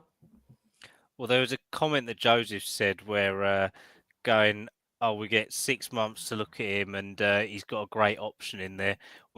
And he could make a difference. We was thinking that about Werner, weren't we, last January? And look how that fucking ended. Look how that ended. Do you know what was frustrating about that, though, as well? The first, like, don't get me wrong, he wasn't great, but that first, like, 6 months he was here, he wasn't awful. Like, he wasn't great, but he wasn't awful. Like, you saw the little impacts he was making at points. So don't get me wrong, when I saw that we loaned him again, I was like, great, you know, that's the ambition of the club, isn't it? We just want to get these average players back. But he has been absolutely dreadful since he's been back here. So, yeah, I mean, you're right. We really got to hope that this Matthias Tel, because the only thing I would say is his numbers don't read very well. He hasn't scored or got that many assists in many games this season at all. Or, you know, in terms of numbers overall from the season, you know, last year. We spoke about it earlier. It's the style that Company plays. It's the 4-1-4-1 with 4 players behind Kane, and Tel's quite a free-flowing player. And the way that Company wants his wingers to play, it's everything goes into feet, to Kane's feet. That's how it is. And people like Sane, like Coman, when they was there, and with Tel, have all been made to conform to that. So I'm hoping that with Angie's style, that he can have a lot more freedom and flexibility to play off the left wing and cut in and take on his man, compared to a very rigid back to goal sort of style, because he's not that type of player. He needs to have that flair to him, because that's why Bayern bought him when he was at, I think, was it Rennes? I think. Yeah. No, I get what you mean. I think it's like, the only thing I worry a little bit with that is sometimes, I guess, though, they do play as touchdown wingers like Son and, if he's going to play on or out wide, he's going to play as a touchline winger, but he still has the freedom to go and take on his man, which is what we want to see. I think that's what we've been crying out for. Like, it's sad, but I've always looked at Noni Madueke at Chelsea. Obviously, he was in our youth academy, wasn't he? And he was a player that we let go of. The way he plays is exactly what we need in that right wing position. Someone who literally is there to go one-on-one and take on his man and try and beat him and get a cross in. And that's exactly what he does. I don't know if Tell is exactly that or not. I know I think he's about 5'11", maybe around 6 foot. So he's maybe not as short and maybe as agile, but if he can be a player that can really take on his man and try and beat the defender, I think that's what we're crying out for, because Son used to do it, but as he's kind of going, downhill in terms of his age, and it just feels like maybe he hasn't got that in his locker as much anymore. And Brennan Johnson hasn't shown it anywhere near enough that I thought he would. And, Kulusevski is a kind of different archetype in that sense. But Wilson Odobert, hopefully he comes back soon. I think he's back in training. The moments we saw of him, he is really like that. He loves to get on the ball. But he'll get injured again, Joesph. And I'm serious about it. I do worry. These players come back and they get injured. Is he injured again? No, he will be there, won't he? Oh, give it a few weeks. High intensity run. Play with him. He'll have one run, cut inside, and he'll literally snap another hamstring. It's so difficult with these. I've just players. read that Van der Ven looks like he's going to be out for the season because he requires surgery. So I honestly, you have to laugh at this point. I mean, what a roller coaster ride, right? Supporting Spurs. Transfer deadline day from we're not getting Tell to we're getting Tell to there's no buy options. There's a buy option. We get that really positive 70 million bid for Mark Gay. We're going to sign a second centre back. To we're not going to sign a second centre back. Draxon's done his ACL and out for the season. Van der Ven's now injured, honestly, and then we're not going to sign a second centre back. That's just how quickly it's flipped. When I start recording this, I mean, it is, to be fair, nearly 3 hours ago. It was all positive, but it feels like we're coming out of this and no second centre back. Okay, not roughly a in a massive Tottenham surprise. fan. Van der Ven are Draxon You done. said I was getting paid for tonight. I mean, has that changed as well? Has that gone out the window? Jesus, what am I giving up my time might for? be. It might be because I might need to save my money for boots and to get in that defence at this rate. So, time and money elsewhere. But it looks like Tell's a Spurs player, so that's a positive there. I'm not going to say anything until it's announced, but it does look like it's done, which is what we want through the door. But let's touch on Danso next, because this deal was done a little while ago, but before we've done a podcast. Spurs have signed, obviously, Kevin Danso from Lens, subject to international clearance and work permit. Just got some stats on Danso, because a little bit of background research. He's 26 years old, he's centre back, and he's Austrian. It's an obligation to buy, so a €25 million package. He has a 5.5-year contract until June 2030. He had a verbal agreement with Wolves and had a medical ready and everything, but we hijacked the deal. That's what we like to hear. What is really interested in my research is I found that his progressive passes per 90 are very high compared to other centre-backs in the top 5 leagues, up against Ruben Dias's, Van Dijk's, Rudiger's, up there with the best and often beating some of them in some of those stats. So that really impressed me. Stats show that he's willing to make blocks when necessary, and he has that pace in the system, so he should be able to cope with that recovery bit in the Ange system. Time will tell, but that should really suit him. 6'3", and his numbers and everything are really good with heading the ball. Looks a confident player with his head, so he should, in theory, provide a reasonable threat from set pieces, from corners. That's what you want. And he did have a Champions League campaign last year with Lens in the group stage, and he also played for Austria in Euro 2024. I think he's made 24 caps for them as well. Not, of course, in the competition, but overall. Kallum, are you happy with the signing? There's aspects to the deal that I like. We're actually getting a homegrown centre back. Guy was brought up around Milton Keynes and Reading, so he counts as homegrown. A mate of mine and yours, Wes, he played football with him when he was younger. Really? As well. I didn't know that. Yeah.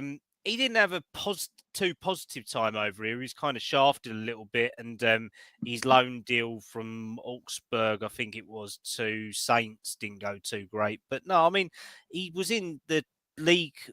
Is it Ligue 1 team of the season last year? He's in their team of the season so far this year as well. Like you said, very good recovery, great in the air. He's a competitive centre-back, and he actually has some pace to him as well. So hopefully he can do what Romero and Dragusin can't do.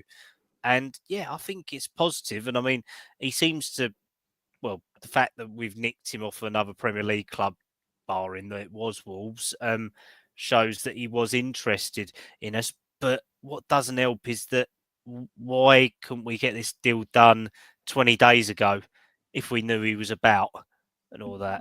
Why couldn't we do it 20 days ago when, if we'd have just done an option for 20 million and all that? He's been touted to quite a lot of clubs, so it's a little bit of a balancing act, but no obligation to buy. 26, prime age for centre-back coming into their own. So no, I'm behind this deal, to be honest, on this one, mate.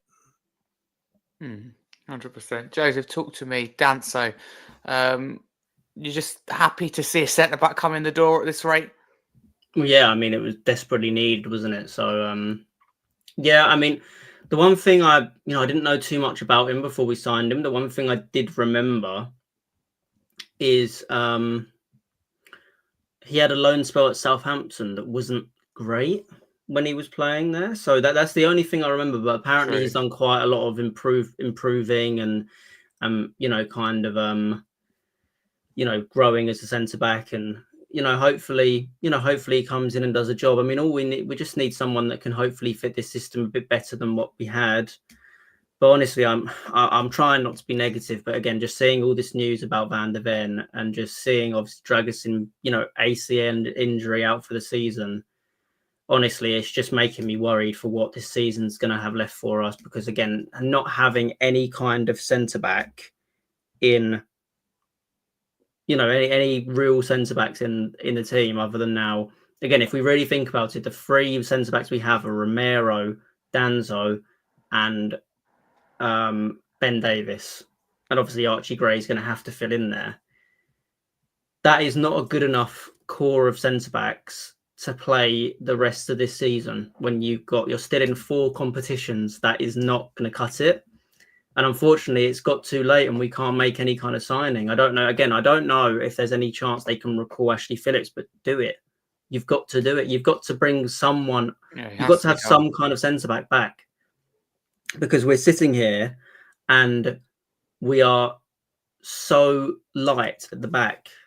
Again, with this Van der Ven news, but again, there had to be something they already knew about. There's no way they didn't know about this. So you've got that issue, and you knew about the extent that what Dragusin could have had. They said they went to a specialist to get that checked.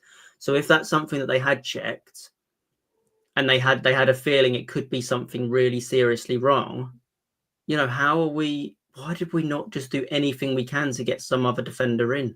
I mean, I know we've made a bid for... It's just that communication for the club, isn't it? It just feels like a massive scramble. A 70 million bid for Mark Gay, trying to force Disasi, a player that doesn't want to come to Spurs, trying to force him to go. It's just... But again, it should have been... But it's apparently more just that... Apparently that injury happened Saturday as well. It was a hamstring injury. So it's like, look at where we are right now. Again, like I just said, the defenders with the centre-backs we have for the rest of the season. It's not just... for a couple of weeks and then players are back for the rest of the season, might be Ben Davies, Danso. Romero's not even back yet, so we can't even include him in there because we don't know how long he's going to be out for. We thought he'd be back soon. We thought he'd be back, and now he's gone back into, not training on the field and back in the gym only. Like, we don't know how long he's going to be out for. So right now, the only fit centre-backs and is Kevin Danso, who's just joined, and Ben Davies. That's it. Because Archie Gray is not a centre-back. We're having to use him there, but he's not a centre-back. He's just doing a good job there because we've needed him to. Who else is there? Jed Spence, are you going to start using him as a centre-back as soon as the doggy's back? This is where we're at. And, I know. Again, you've loaned out Dorrington, which I understood at first, but I thought they did it off the premise of going to go get more centre-backs. And now you've got injuries that have happened recently. Well, then you need to go get more centre-backs. So it's just... This is the position we're in. It just shows a lack of planning throughout this window. And again, the scramble it's been on this final day where we've been linked to Axel Disasi, he doesn't want to come. Mark Guehi couldn't agree a deal with Palace. this Esteve guy from Burnley not going to happen now. There must have been other names that you could have gone for. Just somebody that you could have put in a decent bid for, even if he wasn't your real plan. Go spend 5 to 10 million on someone who can just last you 6 months, or just get some guy on loan, anyone, because we needed somebody and we haven't got anyone. I mean, apparently we went for 8. And all 8 of them told us to jog on. Apart This is from what Danzo. I mean. You couldn't agree a deal for any of them. But there must have been someone in Europe or even in world football where they were like, you know what, we're happy to let this guy go out on loan on deadline day because he's surplus to requirements. There must have been someone in world football, and Tottenham haven't found it. Because I don't believe that they just had a set that, like, it's got to this point where these injuries have come out again. The thinness of this situation, and the you know how we desperately need we actually just need numbers in this position now. Yeah, not even about the real quality. Like, let's be honest, no one wanted a Sassy, but at least we have an option in defence. We don't have that right now. At the moment, literally our options, if these rumours are true or reports are true or whatever they are, whether it's blowing smoke up someone's arse or whatever, it leaves us with, like you said, Davis and Danzo as our main options, with Gray as a utility player. The next ones are Malarkey Hardy, Dante Casanova, Janil Byfield, Ty Hall, all players who have had no senior football apart from maybe one in the ridiculous. Europa League. Such poor planning, so unambitious. And that's unfair on them as well to expect anything from them young players. Well, it's unfair on Gray as well, who's been pushed pillar to post, going out his way. We're going to run him into the ground like we did with Solanke. Us fans can see it. Why can't they see it? And I don't want to sound really negative here, because it's a better transfer deadline day than I thought. And the club, of course, can't control the news with Van der Ven, with Dragusin, etc. But I just feel like it's paper over cracks, and it's just a lack of planning and communication, transparency from the club, and it just feels like an utter scramble, as Joesph said there. It's just really disappointing to see, and I really want to know how long they knew about Van der Ven's injury for. Of course, if it's true, it's very important to note that this is early stages of it coming out, but I do believe that it's again, it's the main thing to me is I just don't know why I don't know if they have an option to recall. I feel like probably they would not at this stage, because Plymouth probably not at this stage. Replacement. But I feel like they must have had an option to recall. That comes back to planning and clear communication and structure. But for me, off the back of this, Lange has to go, or Langer has to go.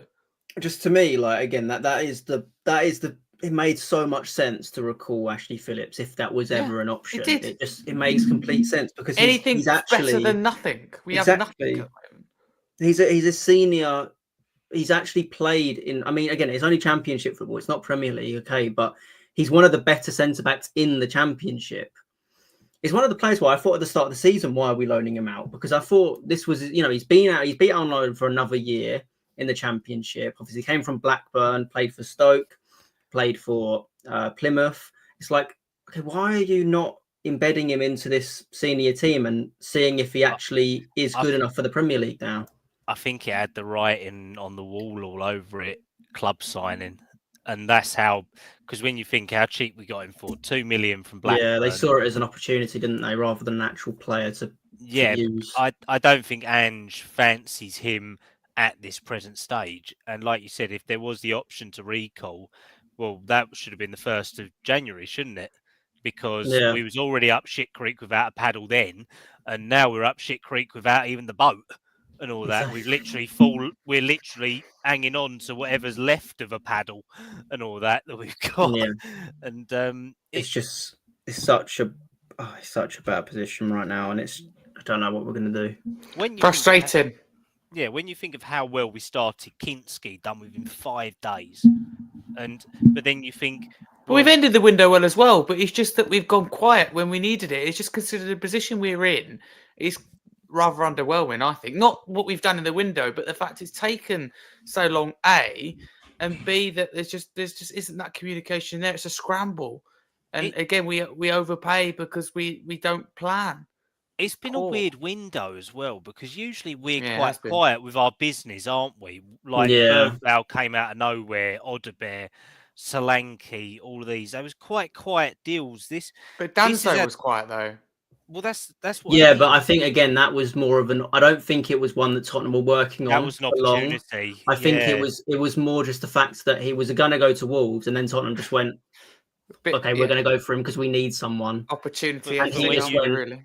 Yeah, when and you he look just at went. the Tomori, Colomani, Tell deal, all three big players in Europe, and all of it was a shit show from the start, wasn't it? Yeah. It was all out in the public, everything like that. I don't think Spurs like that. And No, it's the same with they don't. Liverpool. They like to go under the radar, don't they? Yeah. I mean, usually, most obviously transfers are reported now. But again, that Wilson Odebear one, no one knew about that until it was basically announced from Tottenham. Yeah, it kind of came out going. It was "We've Sasha signed him." Tavalori who came out within about an hour of it being and then done. it was signed, and it was just like, where the hell has this come from? Okay, great, but I don't know. Maybe in 5 minutes we'll get something like that, but I doubt it. I don't know. We just desperately needed an option there, and I can't believe they haven't done it. Again, mainly due to these injuries that have come, and that's the one thing I can sit here and understand. Okay, the Dragusin injury happened the other night. You know, that's happened very recently, and we've now known that he's out for the year, which is a very unfortunate one. But Mickey van der Ven, again, happened recently, so it's only just happened. So, but the point is, you should have just been so desperate to get something done. They should have been just doing anything they can to get some kind of player in. Again, even if it was for, again, a loan deal for 6 months, or if it was like 5 or 10 million transfer, just some kind of defender. Because again, unless they're going to then start giving one of these youngsters real minutes out of nowhere, again, we're so thin in that position now. There's 3, debatably 4 centre-backs, and one of them's an 18-year-old CDM. Yeah, I mean, when you look at it, the Tomori deal fell through Tuesday, Wednesday, so that was done. Then you had the Disasi deal Thursday, Friday.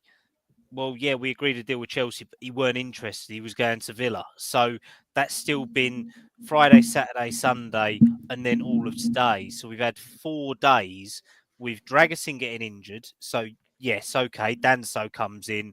That's your replacement for him. But then you've still got Romero long-term, Van der Ven long-term. And that only leaves you with Danso and a converted left-back who plays in a back 3.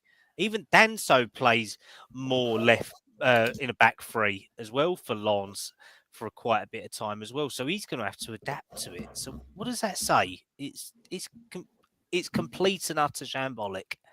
And if Lewis is correct, then bloody I hope so. But I highly Lewis doubt. Might get a last minute signing. Well, for context, there's 4 minutes left of the window, so the chances are unlikely. But you never know. You never know. At the moment, City have just announced Nico Gonzalez deal, so they've just spent 50 million. Contract is until 2029. The thing is that the way he's signing, I think it probably would have. I think it was one that we probably could have got done if we did it earlier in the window.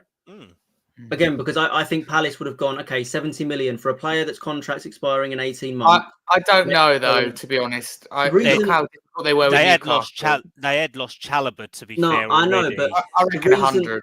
But I know, but this is what I mean. We could have negotiated it. The problem is we tried to do it on deadline day, which meant Palace are like, well, we haven't got any time to get in a replacement. We're in a relegation battle of some sort. We cannot just let a guy go for 70, 80 million, 90 million and not be ready to have somebody else come in.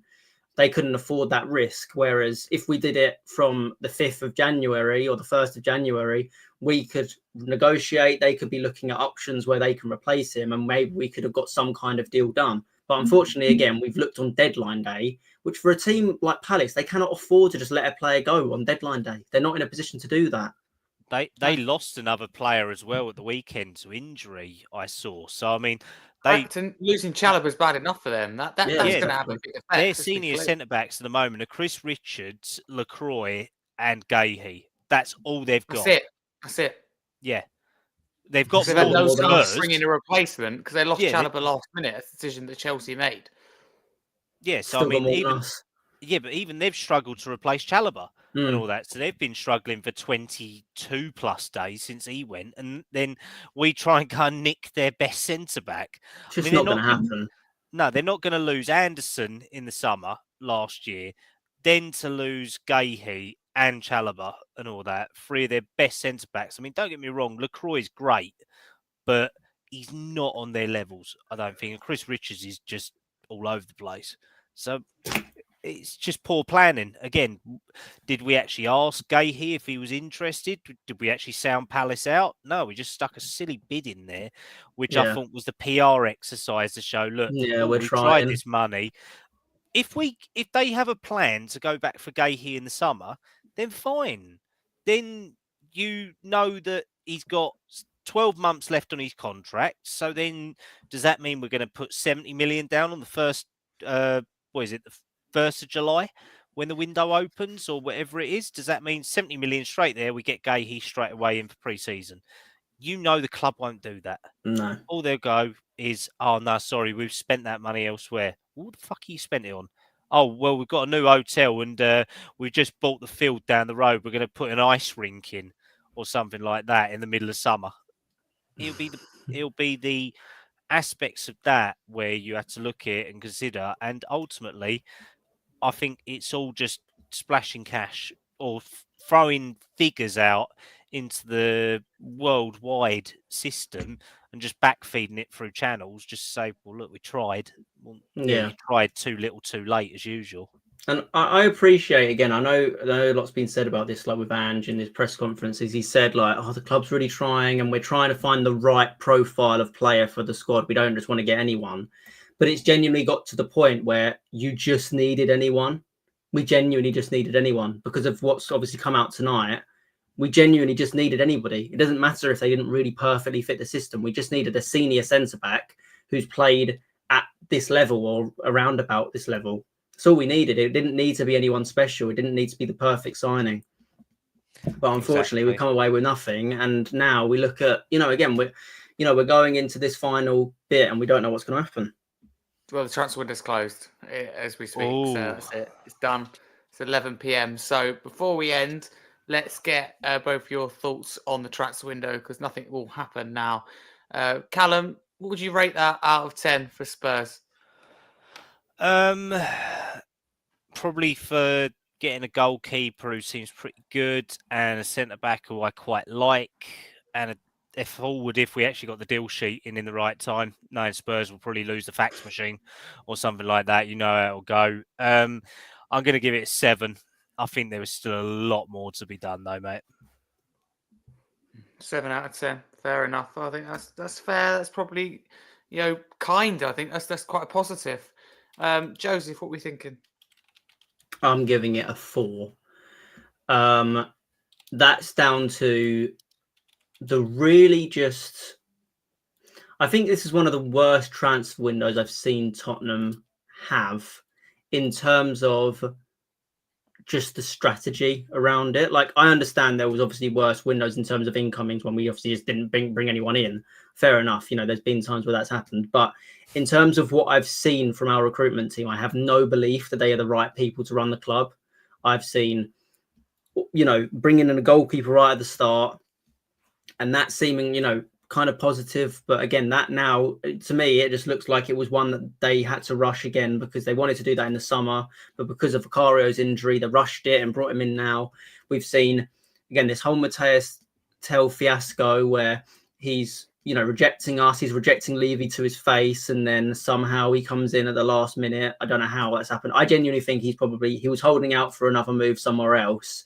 Those didn't materialise. And he went, okay, I'll go to Tottenham because I'm not going to play at Bayern Munich.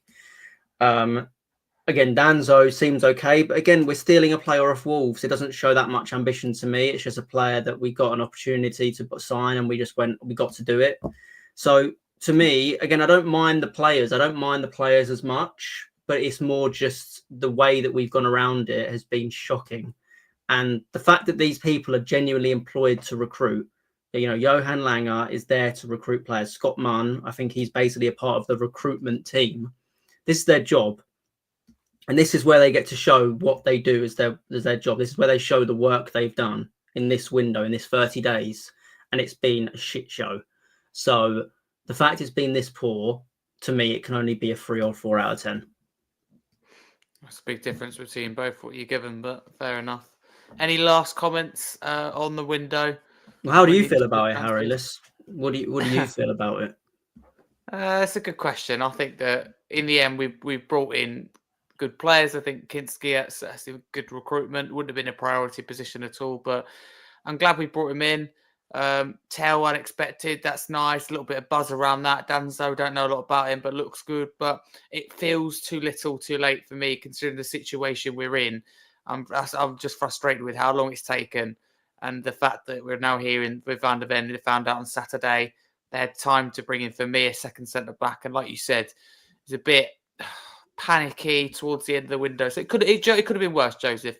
It's been a lot better today. Is made it a lot better, but factors as well outside the club's control, well, probably inside as well, the club's control, with players being injured, is really frustrating. So I'm not sure what I'd give it a ratings-wise. I'd probably go in the middle and give it a 5 or a 6. I understand both your views. I totally agree with Kallum in terms of recruited well.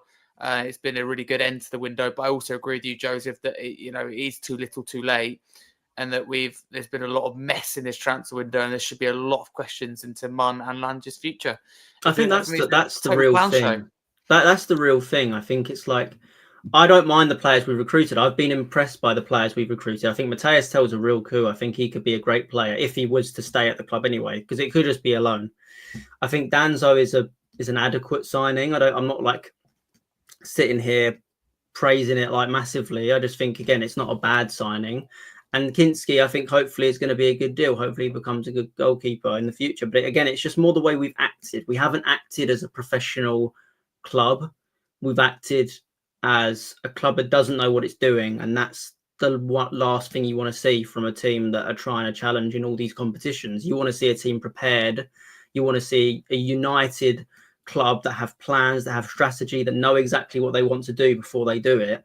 And unfortunately, it felt like we were just, had our heads in the sand for 25 days and then finally went, oh, fuck, we need to do something. Let's get going. We need to do something. And that's what they did. And that's what's the biggest shame about it. And again, like you said, it just proves that, are these people the right people to have in charge? We didn't have this with Paratici.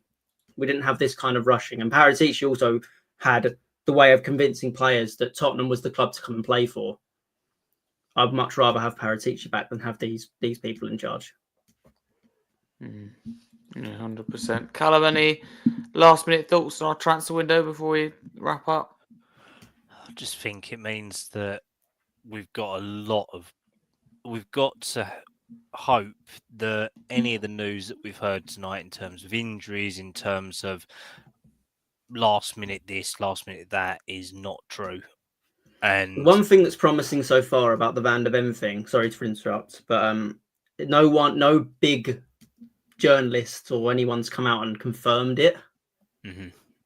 So that's the only thing I'm holding on to. It's the only reports I'm seeing are from the smaller journalists, and then the Tottenham pages jumping on it and going, this could be happening. Whereas not David Ornstein or Fabrizio Romano, or none of them have come out and gone, this has happened, by the way. Other than obviously Paul O'Keefe when he was on the podcast. Yeah, I mean, and even he only said that Van der Ven was struggling and all that. So it's nothing confirmed with surgery or anything like that. So it's definitely going to have to be, if anything is going to come out, we'll hear about it tomorrow or Wednesday in the press conference. If we can just cut through and play devil's advocate, we're hoping that it's all bullshit online and that we're all very fortunate that it's a bunch of lies and clickbait and that people are just reacting to it. But if it is true and Van der Ven is out for another prolonged period, then we have to ask questions of the medical team and also the further planning of the Tottenham scouting department and the club management to go, well, how can you leave us so short at the back when, scoring goals ain't our problem. It's keeping clean sheets and stop defending. That's what's caused us. We've still got like the third or fourth top highest score in the league at the moment in terms of goals scored, but we're one of the worst for goals conceded. that's what's cost us so much. And to stay in this league and stay in cup competitions, you have to ship less goals or you're out of games. Simple as that. And that's the thing as well. The number of fixtures isn't decreasing. You know, we're still in Europe. We're still in the Carabao Cup. We're still in the FA Cup. We're still, you know, we've still got the Premier League to worry about. We're still going to be playing 2 to 3 games a week. And this situation can only worsen at this stage in terms of other new injuries could happen. Whereas it doesn't look like these long-term injuries are going to be back. If this Van der Ven rumour is true, he's going to have surgery. That's probably going to keep him out for the rest of the season. So he's not going to be back. Dragason's not going to be back. We don't know a timescale on Romero. I just don't know what they're going to do. I don't know what their plan is in this situation. Do they have a plan, or are they just now going to be like, unfortunately, we're fucked? Well, exactly. But nah, that's my ending thoughts, mate. I'm hoping that we're positive for Liverpool on the 6th, because if Spurs lose, they're going to screw up my birthday big time. So there's more riding we don't want that, do we? No, exactly. Or I'm going to be sending shitty messages to everyone for a week or so. Oh, we don't want that. Is your birthday on the Thursday? Yep. Yeah, it's my birthday on the Thursday. Cup final would be nice to reach a cup final on your birthday. Yep. And if not, we're going to get completely demolished, and that's really going to shit in my cereal. Not going to lie. I don't know. I'd stay clear of that game on your birthday, mate. Just enjoy it. So would I. Oh, exactly. See the score. Put your phone on Do Not Disturb, go out for a meal or something, and then come back to it and see what happened. Oh, you might be surprised. You never know. You just don't know with Spurs. We've proved it today. What a roller coaster of a ride. Right, exactly. Been like this. But the way it is, it always leaves you feeling like crap, doesn't it? It feels like Tottenham just have a way of just, again, something happens and you feel like crap. And that's where I'm at. Yeah. You know, I was so like upbeat earlier before I was coming on the podcast. I was like, yeah, we got Matthias Tell. That's a great signing. We've done all of this, you know, or maybe we'll get another centre back in. And I'm leaving it like, I know, it's frustrating. What are we going to do? But, you know, it is what it is. We just got to roll with it. Joe, he's not going to bring us on here anymore. He's going to relegate both of us to Wednesday now. I thought I was negative. Don't blame him. The club are about to announce Tell, by the way. Yeah, I think they just have. Yeah. Let me tell you something. Oh, yeah, I'd have put it as "Tell me more, tell me more." That'd be better. Yeah, some of the announcements are good. Did anyone see Burnley's one? Oh, that was brilliant! Absolute class. That was good. But they've always done it, Burnley. Have you not, like, every single one of their transfer announcements? Yeah, but not that was another level, I thought.